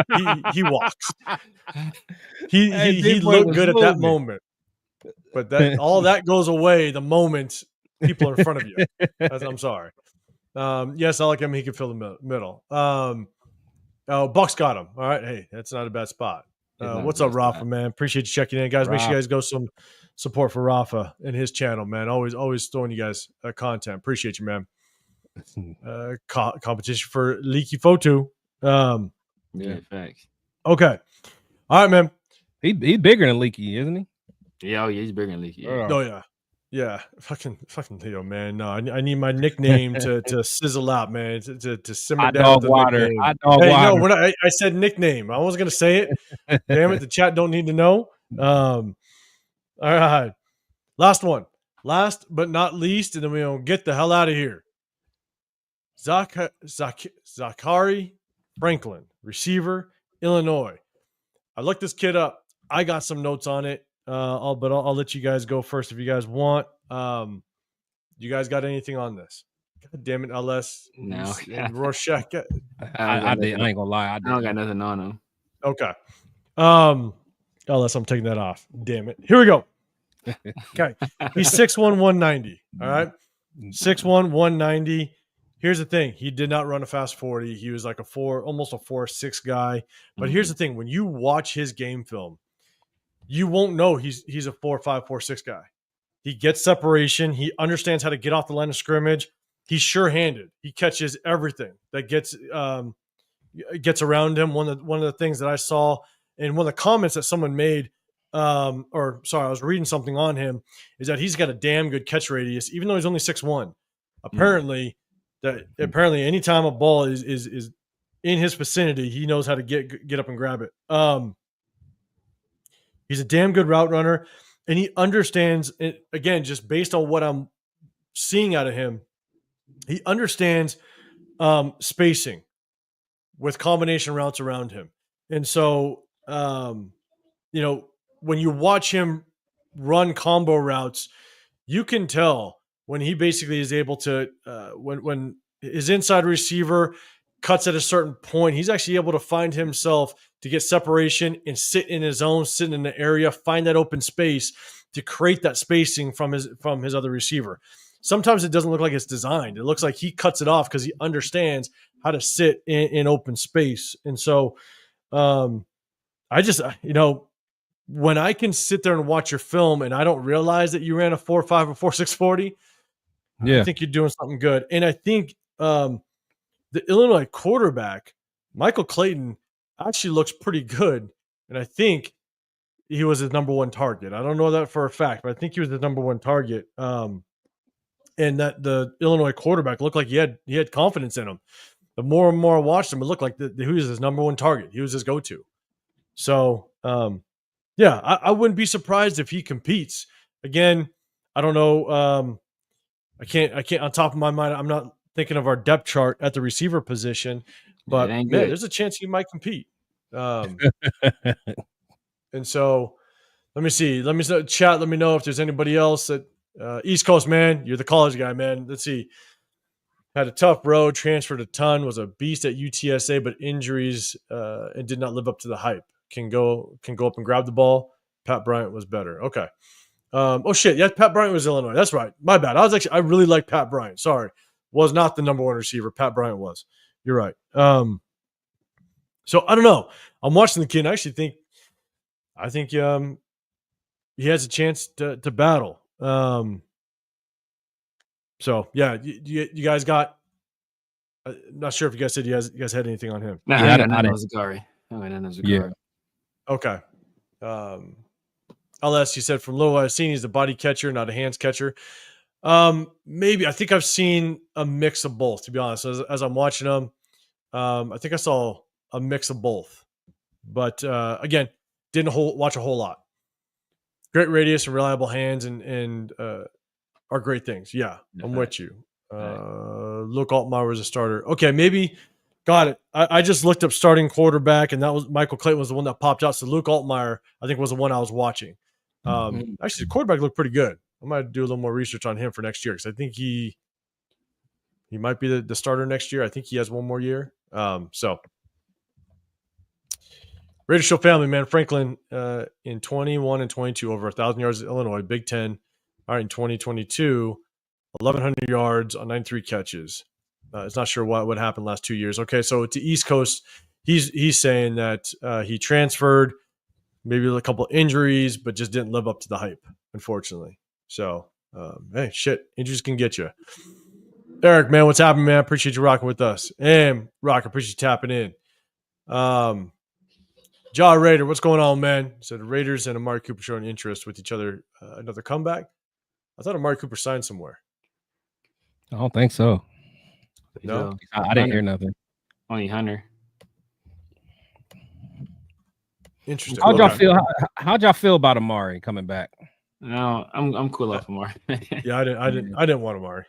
Yeah, it's just Cool Amari. Because the receiver draft was pretty deep, and so I was like, I'd rather see a couple more decent faces coming out of the draft. So East Coast said Luke is pretty good. He's got one more year. He sucked the year prior. Really grew in his own. Yeah, Luke actually looked pretty good. I'm not gonna lie. I'll definitely be paying attention to that kid next year. Let's see. LS, I'm marking kick rocks. got no dog in him. Yeah. Mid route quitter. Oh man, brutal. He got some dog in him, but it's not the male dog. Oh man. All right. UTSA for 4 years old, Miss, and Illinois his best years were at UTSA. No, I got you. Okay, cool, man. I appreciate the info. Let's go. Ratio family. Genty draft was a best player available, and team needs all in one. Was like drafting two players at once. All right, get into that draft talk, man. And Rosetown, man, appreciate you. Mari looked like he was about to fall after every catch. Now, Mari does kind of look like an old man. That's kind of what the Raiders and Cleveland do to you. Not gonna lie, they age you. He looked bad for the Bills. I mean, I know he came like mid-season, but man, like he was. Yeah, it was like Allen didn't look at him at all. Yeah, at all. So it's a poor bladder. That last man. So all right, yeah, man. No, man, I appreciate you, Eric, man. Hey, so we just went over basically all the undrafted free agents. We didn't go over the players that have been invited to camp, so maybe we'll touch on that on another show. But man, that's it. Went through all the UDFAs. I think what we might do, and guys, we'll chop it up a little bit and talk about it. But I think what we might do is on Sunday, we might, again, we already kind of recapped the draft, but we could talk about it for a second. But maybe we'll take a look at how our division rivals did. Unless other crazy news pops up, we'll take a look at how the Broncos did, Chargers did, and how Casey did. If they got better, we'll definitely we'll let the chat kind of chime in because, man, whether you like Najee Harris or not, Amari Hampton, Najee Harris, and that Chargers backfield. That's nasty. That's something you got to pay attention to at the very least. And they tendered J.K. Dobbins too. Yeah. So we'll take a look. We'll take a look at the other drafts and their free agency runs and just kind of see how they improved compared to us, and maybe we'll give an overall grade and have fun with it. Again, if no other crazy news drops from now until Sunday, we'll definitely look into that. And unless you're saying Chiefs getting Simmons pissed me off, man. Yeah, we'll take a look at that. Isaiah Simmons? Are you talking about the tackle? Josh Simmons. Yeah. Packers. Yeah. Isaiah Simmons went to the Packers. Yeah. Hey, real quick, did anybody pick up Isaiah Bond? Not that I know of. I don't believe so. Okay, so then shit, these organizations probably know something that the investigation might be looking nasty. Maybe now he did turn himself for a reason. I don't know. So I don't want to throw it out there, but that sucks. So yeah, that's crazy. That's crazy, man. All right, man. So hey, I appreciate everybody rocking with us on this Tuesday. You guys know we go live Tuesdays and Sundays in the Raider War Room. We appreciate everybody and all, not only the people in the chat, but all the other content creators, everybody, East Coast, man, make sure you guys go show some support over there. His legal issues are insane. The text message. Oh, okay, got it. I haven't. Okay, that sucks. Yeah. So Man. we'll see how it all works out. And so, Chris, man, let the people know what you got going on throughout the week and what's happening. I know you jumping on a little more shows nowadays, so you're starting to fire up, man. Yeah, we got more stuff to talk about, man. So I was getting a little, had to take a little step back, but I'm full go now, man. So got this show, My Brothers. But you guys can check me on Protect the Shield podcast on all social media platforms. And then I got this show, the Raider War Room, on Brothers, every Tuesday, every Sunday. Tomorrow got my show with Spicy, the Spicy Shield Talk, and Thursday I'm trying to get my boy Tim Johnson back on the show on Thursday, just to kind of talk about some what he think about the draft, and specifically kind of talk about the defense, because he gave me a little prediction. Like I don't know if he's drinking the Kool-Aid, but he thinking we could be a 12-win team this year. So I got to hear him out. Who am I to push back? I want to drink the Kool-Aid. He's been to the Super Bowl. You know what I'm saying? Like who am I to push back? So I am interested to kind of get his take. So I'm gonna try to get him on Thursday to kind of chat with that. So, and then got my show with my boy Dub Raider. He drops videos every Sunday, so make sure you guys go to his channel. You guys can see my content on there every week. So just been grinding, man. Are you doing sorry, did you mention it with Spicy Raider and her? Yeah, I got that tomorrow. Okay. Yep. Good deal, man. Severe, man. Let them know what you got going on.